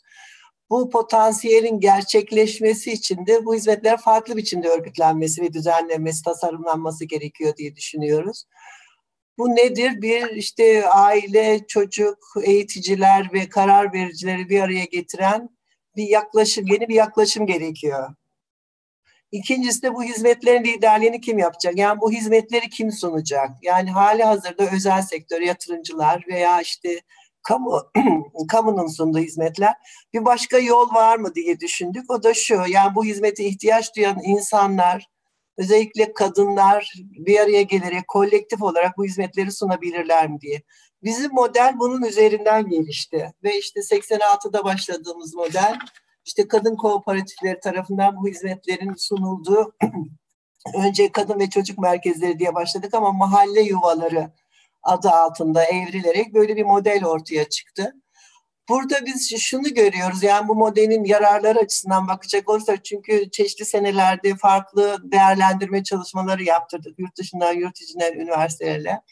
Öncelikle bir mahalle dayanışmasını güçlendiriyor. Biraz önce işte Türkiye'den diğer sunumlarda da gördüğümüz gibi çok farklı kültürler, farklı şeylerden, sosyal, ekonomik yapıdan gelen insanlar arasında çocuk üzerinden bir dayanışma kültürü gelişiyor mahallelerde.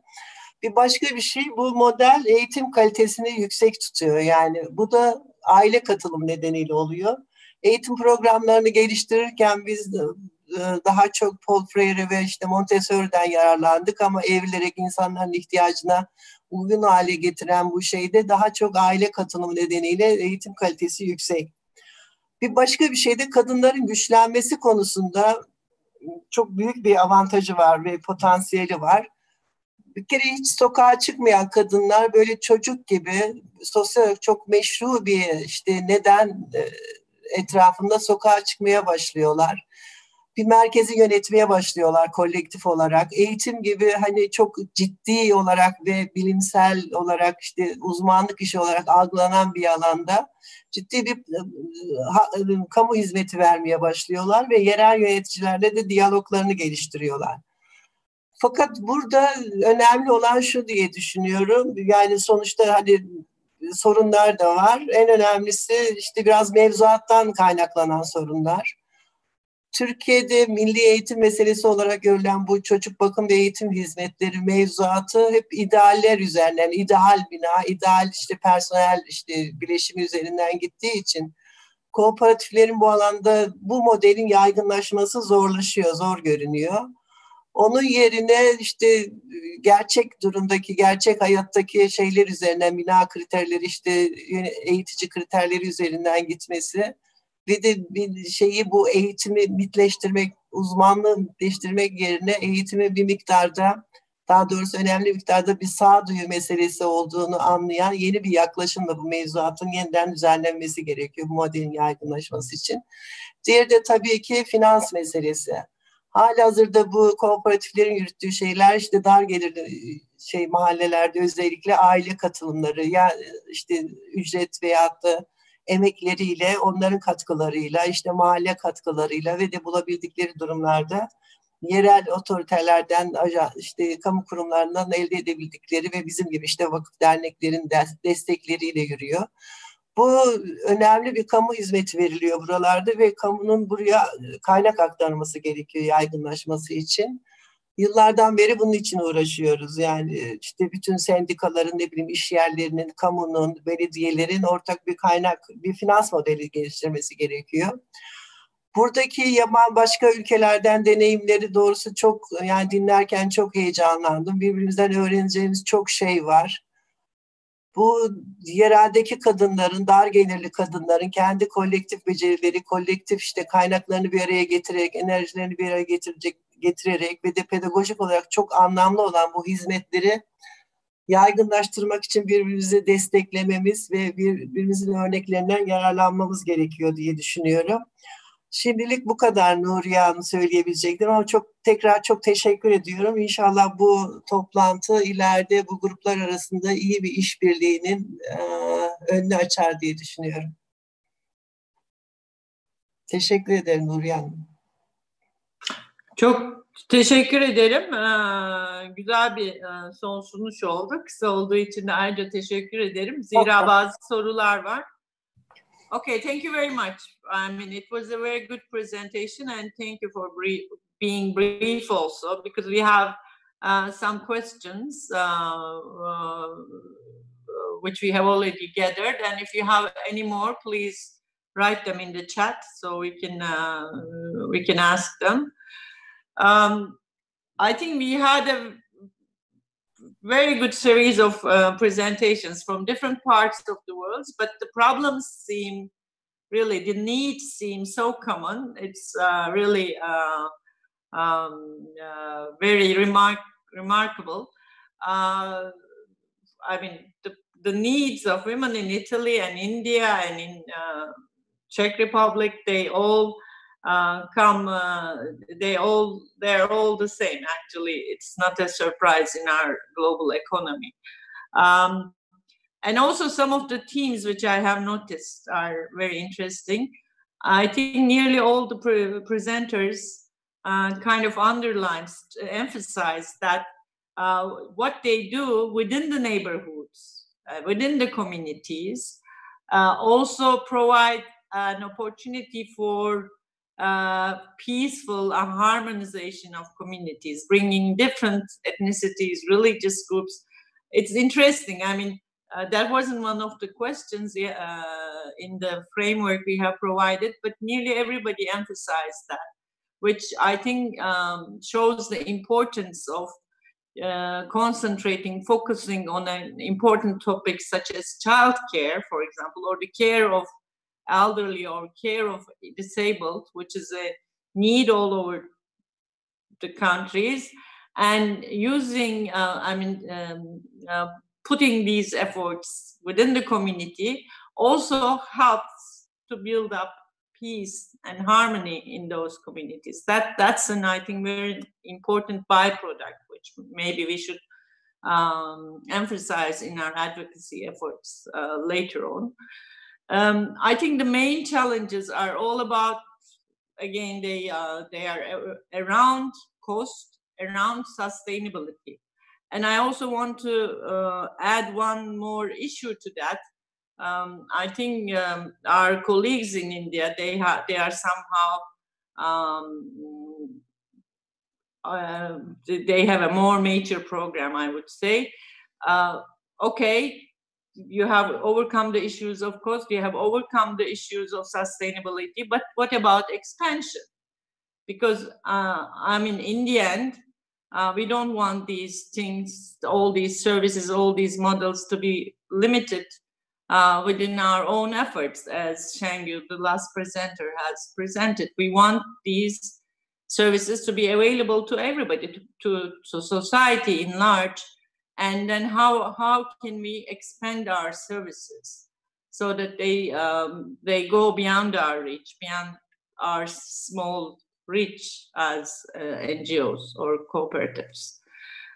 So these are some of the points I think which we need to discuss as a whole. The whole panelists can, I think, can respond to those.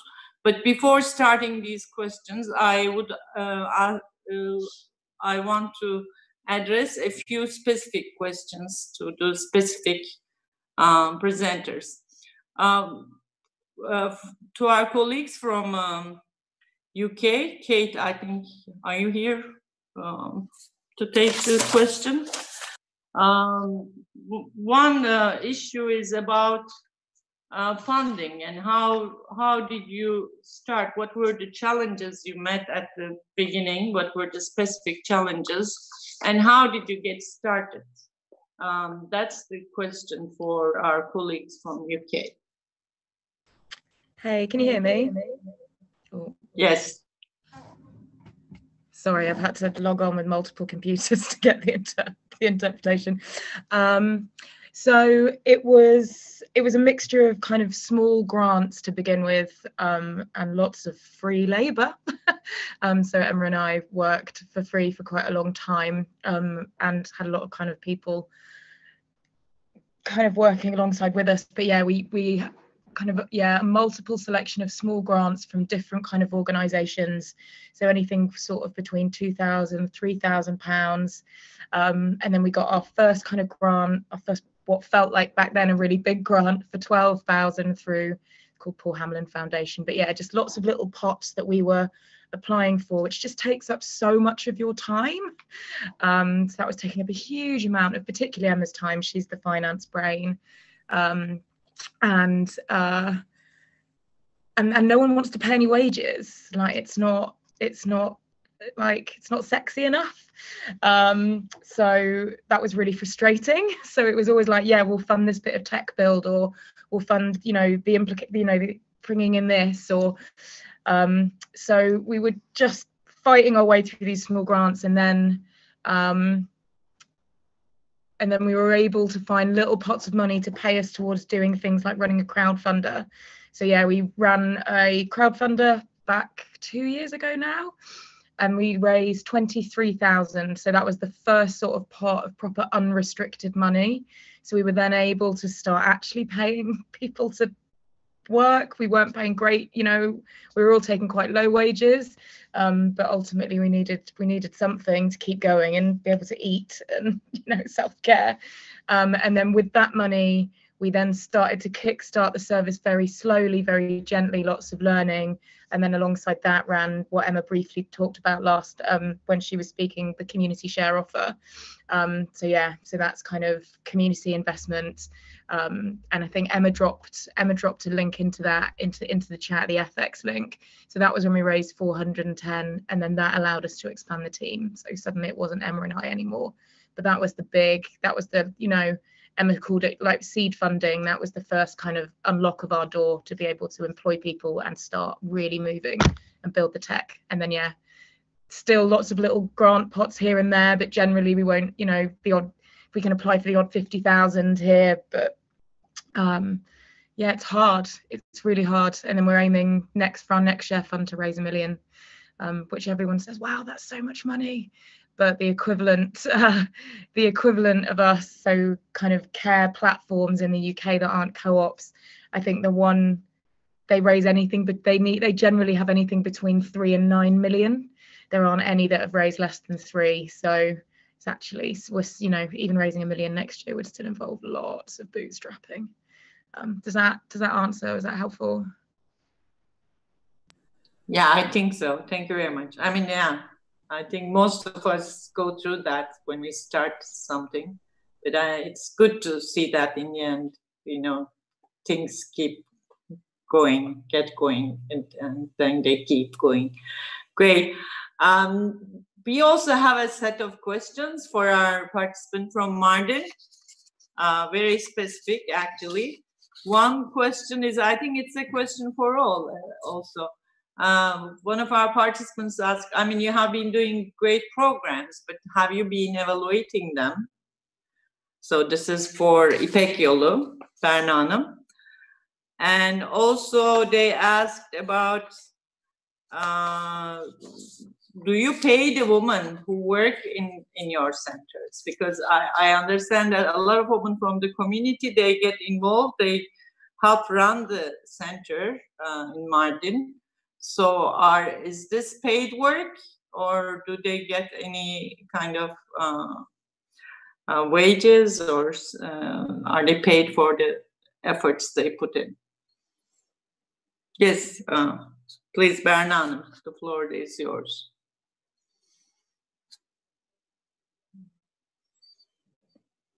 I'm looking, is she on? Yeah, okay.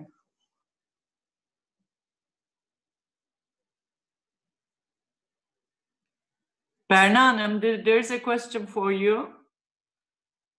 Are the women working in your settings in the center? Are they paid? That's question number 1. And question number 2 is, have you ever measured the impact of your program? Do you have any assessments?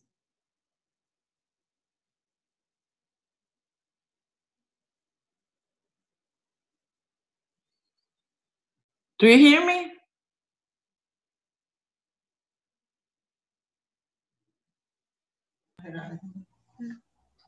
Sanırım bir sorun var Nuriye Hanım. Tekrar telefonla da Bena'ya iletiriz. O zaman sen şey yapar mısın? Evet. Zaten bir kısmına da cevap verdi aslında. Geldi Berya. Tamam.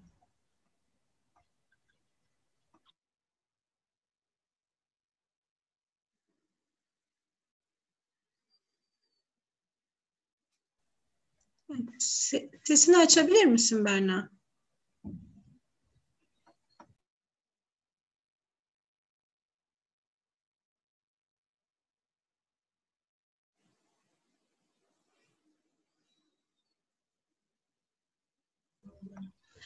Sonraki sorulara geçelim isterseniz Nuriye Hanım. Daha genel olarak da, çünkü bu etki izleme ile ilgili başka konuşmacılara da sorular vardı. Bir dakika, ben ayırt şimdi şey yapamıyorum.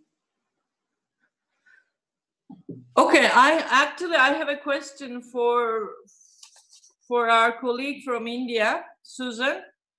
I mean, as I mentioned, I believe you have gone quite a way with your program, and looks like you have solved the problem of sustainability. But I'm sure you have been thinking about expansion. What are the challenges there, and what are your plans for expanding your program beyond your reach? Okay. In terms of, you are right, in a country like India, it is very difficult for an organization to reach all women and all children, because we know the informal sector is so big here. So it's through partnership, through capacity building of other organizations that we have in the past helped others and partnered with others who run the similar kind of centers. And there is no other cooperative model as such. It's not there in India, but there are many organizations who work, who take care of children or run childcare centers. But primarily what SEVA always does is that what we learn from the grassroots experience, we want to replicate it through by advocacy at the government level. We push the government to introduce similar programs so that they can reach the larger population, which organizations like us don't. So that's what we try to do. The ICDS program came in several years back, which was the government program. Although it's not a full daycare program, it does take care of the children's nutrition, health needs, and education needs. So we played an important role in while that program was getting introduced. So that's how we try to, expand in a country like ours. I hope that answers the question. Yeah, thank you very much. Yeah, now we will go to İpek Yolu. Could you please move ahead?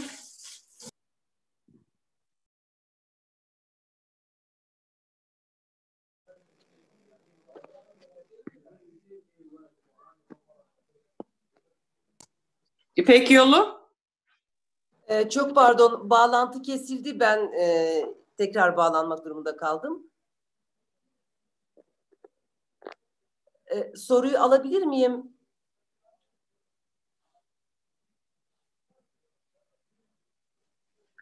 Okay, one is about women working at your centers. Do they receive any wages? What's your way, or is it just voluntary work? This was the first question. And the other question was about, you have a very good program, but have you been able to assess, measure the impact in any way?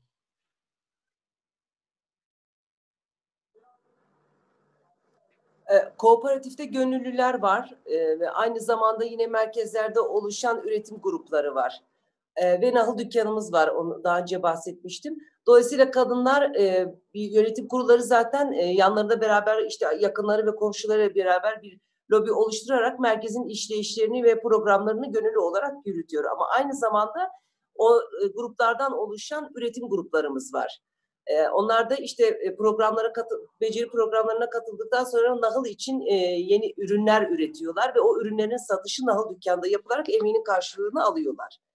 Ama bizim daha çok yine gönüllü gruplarla işleyiş devam ediyor. Diğer yandan da çalışmalarımızın değerlendirmelerini biz haftalık yaptığımız toplantılarla hani neyi iyi yaptık, neyi eksik kaldı, neler yarım kaldı, onların hepsinin değerlendirmelerini 15 günde bir yaptığımız toplantılarla bunu yapıyoruz. Yani açıkçası bunca zamanı düşünerek toplantı arasında da öyle bir geçmişe gitmek oldu. Hani bu zamana kadar biz Mardin'deki İpek Yolu Kadın Kooperatifi olarak ta 2002'ye dayanan bir geçmişimiz var ve o zamandan bu zamana bakınca kadınlar için bir sürü imkanlar, olanaklar, her şey kısıtlı ve biz birçok hayalini kurduğumuz alanlara giremiyorduk. Şu an kooperatif bu anlamda iyi bir cesaret örneği oldu Mardin'de. Şimdi Mardin'de ondan fazla kadın kooperatifi kuruldu. Kooperatifin işlerini, faaliyetleri, her şeyi de burada küçük bir toplum olduğu için görünür ve o anlamda da güven kazandığımız için bir cesaret örneği olduk Mardin'de. Ve bu anlamda da yine işleri bu şekilde yürütmeye devam ediyoruz, faaliyetleri. Thank you. Teşekkür ederim.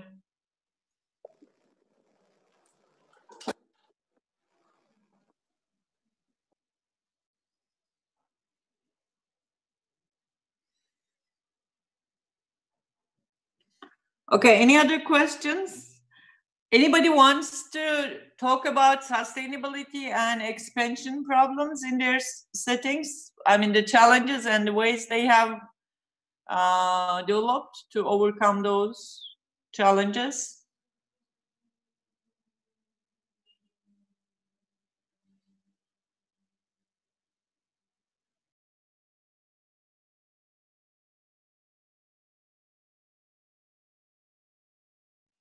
I believe you can raise your hand or you can just jump in, actually.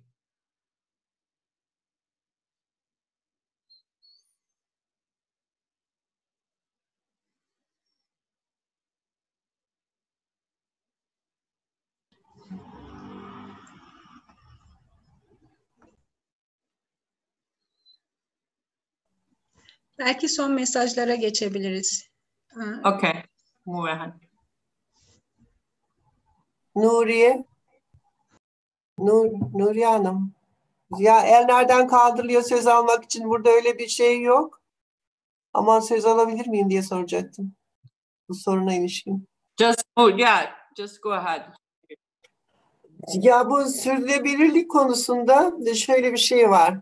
Yani bütün bu merkezlerin kendi kendine kaynak yaratması çoğu zaman her işte olduğu gibi, yani bütün sivil toplum kuruluşlarında görüldüğü gibi bu merkezlerde de var. Kendi kaynaklarını yaratmakta zorlanıyorlar. Dediğim gibi erişebildikleri kaynaklar ya ücretsiz emekleri, işte katılımcı ailelerin veya ödeyebilecekleri ücretler veya diğer yardımlar. Fakat bunların veya orada kadınların belli bazı yuvalarda bu var. İşte Mardin'in söylediği gibi gelir getirici bir takım faaliyetlerden bir miktar yuvaya aktarıyorlar. Fakat bunlar sürdürülebilir değil. Sürdürülebilir olmadığı gibi, sürdürülebilir olsa dahi çoğu zaman bu eğitim kalitesini düşürüyor orada. Aileler bu işe yoğunlaşınca, kriz zamanlarda özellikle. Bu nedenle bunların bir kamu hizmeti olduğunu kabul görmesi karar verenler, yöneticiler tarafından ve burada kamu kaynaklarının aktarılması ve bu konuda yatırım yapılması gerekiyor. Burası kesin bir nokta gibi geliyor bana. Yoksa fundraising şeyleriyle her yuvanın veya her merkezin bunların yürümesi mümkün değil. Biraz önceki bu Berna'ya yönettiğiniz değerlendirme yapıldı mı konusunda da, yani tek tek yuvalar için değil ama bütün yuvalarda hepsine birden, işte Vanderbilt Üniversitesi yapmıştı değerlendirme, bir de Yıldız Üniversitesi yapmıştı. Onun raporlarını katılımcılardan isteyenler olursa onlarla paylaşabiliriz. Şengül Hanım, ben Nuran Belet, o soruyu ben sordum özellikle bu etki analiziyle ilgili. Sizle bağlantıya geçeceğim. Evet. Benim panelistlere sorularım vardı ama çok teşekkür ediyorum. Çok önemli bir konu. Yani dediğiniz doğru. Bu kamu hizmeti hikayesi, onu biliyorsunuz siz çünkü çok eski bu alanda çalışanlarsınız. Benim temel sorum şu. Şimdi biz mahalle kreşleri konuştuğumuz zaman, ben de bu alanda çalışıyorum. Hep şu söyleniyor. İşte bu mevzuat, İşte maliyet artı sürdürülebilirlik. Şimdi İtalya rol model bu kadın kooperatiflerinin mahalle kreşleri kurması ve bunları işletmesi yönünde. Şimdi bizde şu tartışma çıktı. Eğer mahalle kreşleri çıkarsa işte verilen hizmetlerin değişecek, kalitesi değişecek. Bunları kontrol edemeyeceğiz. Merdiven altı oluşumlar olacak gibi. Şimdi İtalya'da ilk kurulduğunda bu kadın kooperatifleri ve mahalle kreşleri böyle kaygılar oldu mu? İtalyan paneliste sormak istiyorum özellikle. Bunu nasıl çözdüler? Birinci sorum bu. Çekya'dan gelen hanımefendiye de, şimdi biz tabii toplumsal cinsiyet eşitliği de çalışıyoruz aynı zamanda. Daha önce işte daha önce annelikten aileye döndü. Şimdi bu single mother'lar meselesi var biliyorsunuz. Yani bu tip tartışmalar oldu mu acaba? Yani bu annelikten aileye dönme bazen tanımı genişletebilir, büyük aile bazen de daraltabilir. Yani bu değişiklik verdikleri hizmetlerin türünü ya da kapsamını değiştirdi mi? Onu sormak istiyorum. Bir de benim kastettiğim etki analiziydi. Siz belirttiniz orada. Şimdi bu sosyal refah kooperatifleri dendi. Bizde tabii bunun için bizde kooperatiflerle ilgili çok ciddi mevzuat problemi var. Hatta girişimcilik desteklemelerinde açılan büyük paketler içerisinde bu yok. Bakım hizmetlerine yönelik herhangi bir destek yok. Hep işte belli teknolojiler, sanayiler olarak görülüyor. O zaman bizdeki bu görülmemeyi kendileri teşviklerle büyük girişimci paketlerinden yararlanabilmişler mi? Bu fonları böyle kullanabilmişler mi? Resmi fonlar çıkmış mı? Bunu sormak istiyorum. Tekrar çok teşekkür ederim. Okay, thank you very much. I mean, Victoria, did you get the question? There was a specific question for Italy.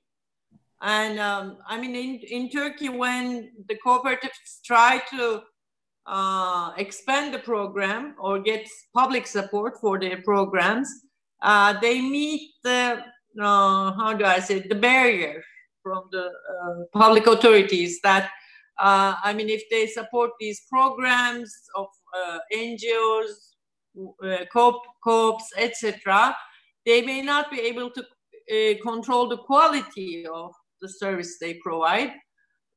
So this is not something the public is, I mean, the authorities are willing to spend public money on. How did you overcome this? Because in Italy, it looks like already this is an established way that the public funds are used to support the cooperatives and civil initiatives for use. Victoria, the floor is yours. Yes, well, the cooperative system in the care sector in Italy has a very, very long tradition, and we have a whole specific legislation to support it. So it is true that there is what we call a welfare mix, where the state and the cooperatives, the state, not just the central state, but also at regional level and local council level, there's a very strong interaction between the public and private sector. So to give a concrete example, we have, as a cooperative, we run 10 different creches in the area in which we work. 5 are public creches. So we are paid by the local council to run the service for them, and they exert a very close control on the quality of the services that we provide. The director of the creches is actually a local council employee. So I, as a coordinator of the creche, interact constantly with the local council to provide the kind of services that they have decided upon. The other creches we have are privately run, so they are more in line with the cooperative social enterprise role. That means, though, that we have to find a way to stay in the market and at the same time provide services that are affordable, which for us as a social enterprise is very difficult. And that's why we integrate the work we do in the creches with grants much along the lines that Kate was describing earlier. So we apply for grants from private foundations, or we make agreements with, for example, the public social services, and we integrate projects and programs within the normal provision of our creches to make them more affordable. So in terms of sustainability, I think we have a very fair system in which the risk of enterprise and the costs are fairly spread and divided among the different stakeholders, private and public.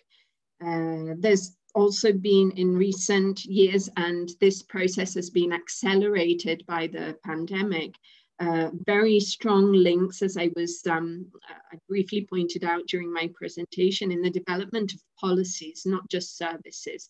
So we are sitting at tables with local councils, social services, representatives from the region, private funders to figure out what the new needs of our communities are, and give answers that, again, are a mixture of skills and different funds. The challenge, if I can go back to what we were discussing beforehand, the challenge that we are now facing is not so much a challenge of funds as much as a cultural challenge. We were in lockdown during the spring, as many other countries, and when we reopened our services in the early childhood bracket, 0-6 years of age, the families did not come back. And the families that did not come back were specifically the most vulnerable families, either because they could no longer afford those services, even with the grants that we made available for them through emergency funding, but mainly because the families are scared. So what we thought was an established service, what we thought was recognized as a community need, that of having services for early childhood of a certain educational quality, flexible in hours and in provision, in more or less all the small villages in our geographical area. We thought that was, something that we had created and would go on forever, just like primary school or secondary school. In reality, this is not the case. The families are not coming back, and we have had some services closed down, and we are not sure of how we can change this this culture of fear that has that the health situation has created. Obviously, this is on the shoulders of the women, because it's the women who are losing their jobs, it's the women who are staying at home to look after the kids, it's the women who devote all their time to distance learning if they have older kids. So we really need to look at why we thought why we thought this model of early childhood care system was established, when in reality it has fallen to pieces very rapidly. So where did we go wrong? That's the challenge and the question that we're asking ourselves now. Even though we have all these positive aspects of, you know, the public sector and the social cooperatives working really well together. Well, I think you're being a little bit, how do I say, too pessimistic. Don't forget that we are going through a very specific time, and it's normal that people behave differently.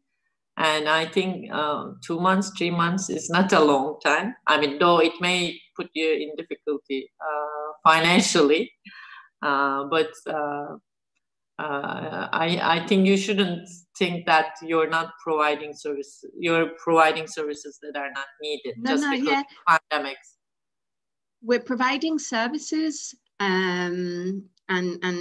it's I was surprised at how fragile the whole system is. I guess my message here is being aware that what you have built through the development of innovative welfare mix systems, through hard work, through unpaid work, through years of advocacy and lobbying, is not, once you have reached that result, a positive result, like in our case, with all the advantages we have, with the legislation we have in place, with the funds that we have access to, just not to be complacent about the fact that it takes a long time to ingrain certain cultural ideas in the communities. So.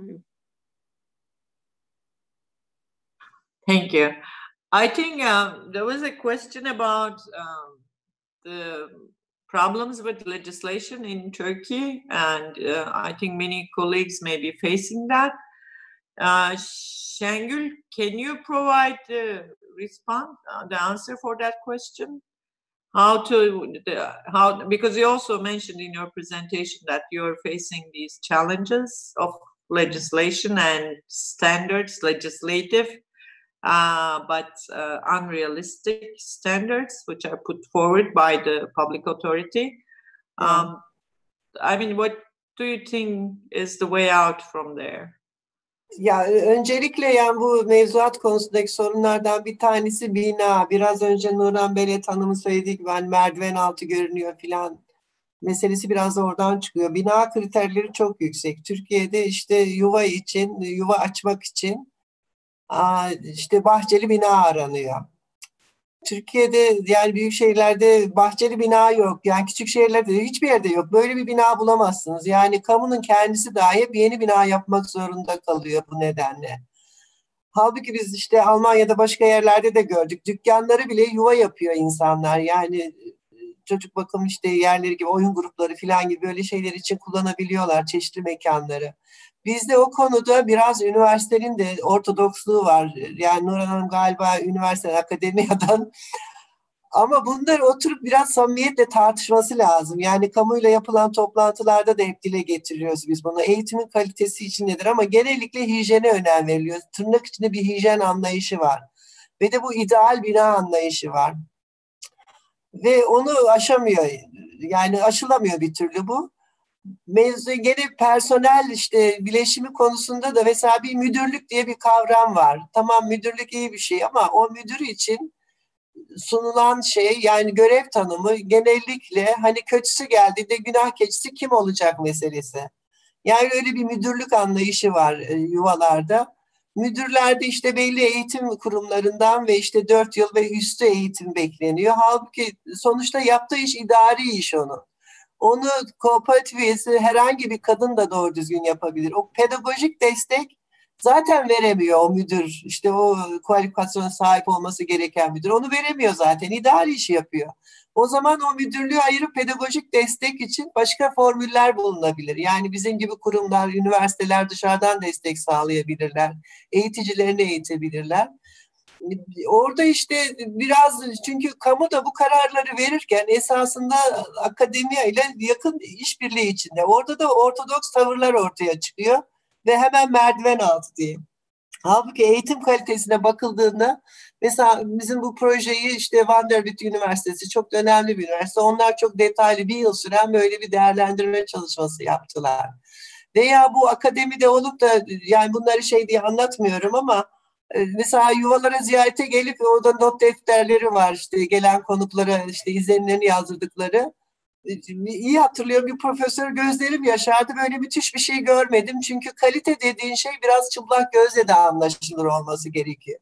Ama aynı profesör işte kamuyla filan oturup bu modelin işte müzakeresi, yaygınlaşması için oturduğunda çok başka bir şey söyleyebiliyor.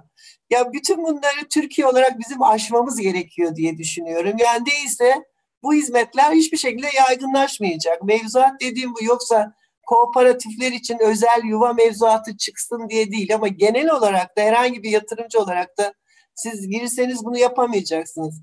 Bir de bir finansal analiz yaptırmıştık biz daha önce, bu yuva hizmetleri, çocuk bakım hizmetlerinin maliyeti.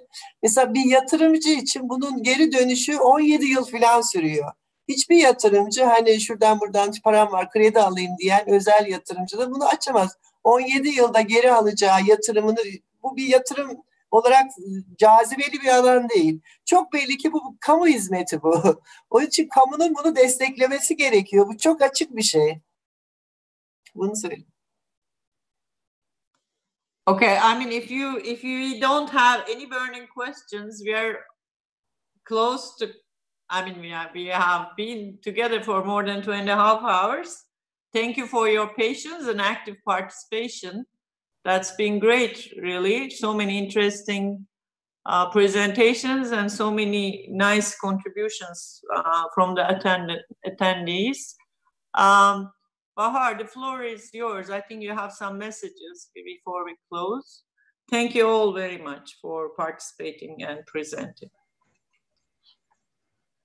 Evet, çok teşekkür ediyoruz tüm katılımcılara. Elbette ki bütün soruları ve sorunları burada konuşmak mümkün olmuyor. Ama bu başlangıç, bu iletişim ağının devam etmesini istiyoruz ve bunun tartışma ortamının daha da gelişmesini istiyoruz. Bu sebeple hem YouTube yayınından daha sonrasında da izleyebilirsiniz, hem de raporlarını paylaşıyor olacağız. Bunun dışında her zaman bizimle KEDV'le iletişime geçebilirsiniz. Katılımcılardan eğer varsa bundan sonrasında kendi aramızdaki iletişimi güçlendirmek için önerileri veya bize vermek istedikleri son mesajları varsa onları da bir hızlıca almak isteriz ve onlar da görüntülerini açarsa bir hatıra fotoğrafı da alarak bitirmek isteriz.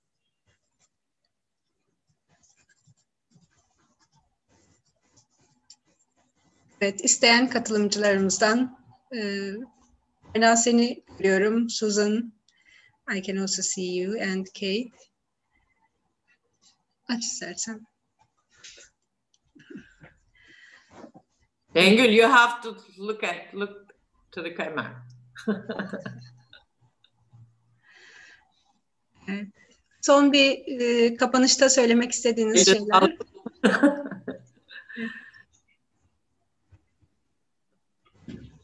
Bundan sonra iletişimi güçlendirmeye yönelik bir mesaj.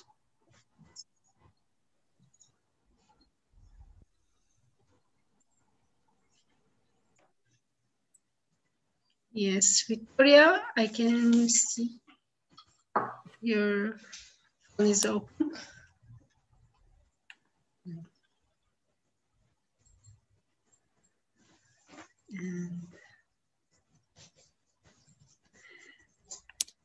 And do you want to say anything?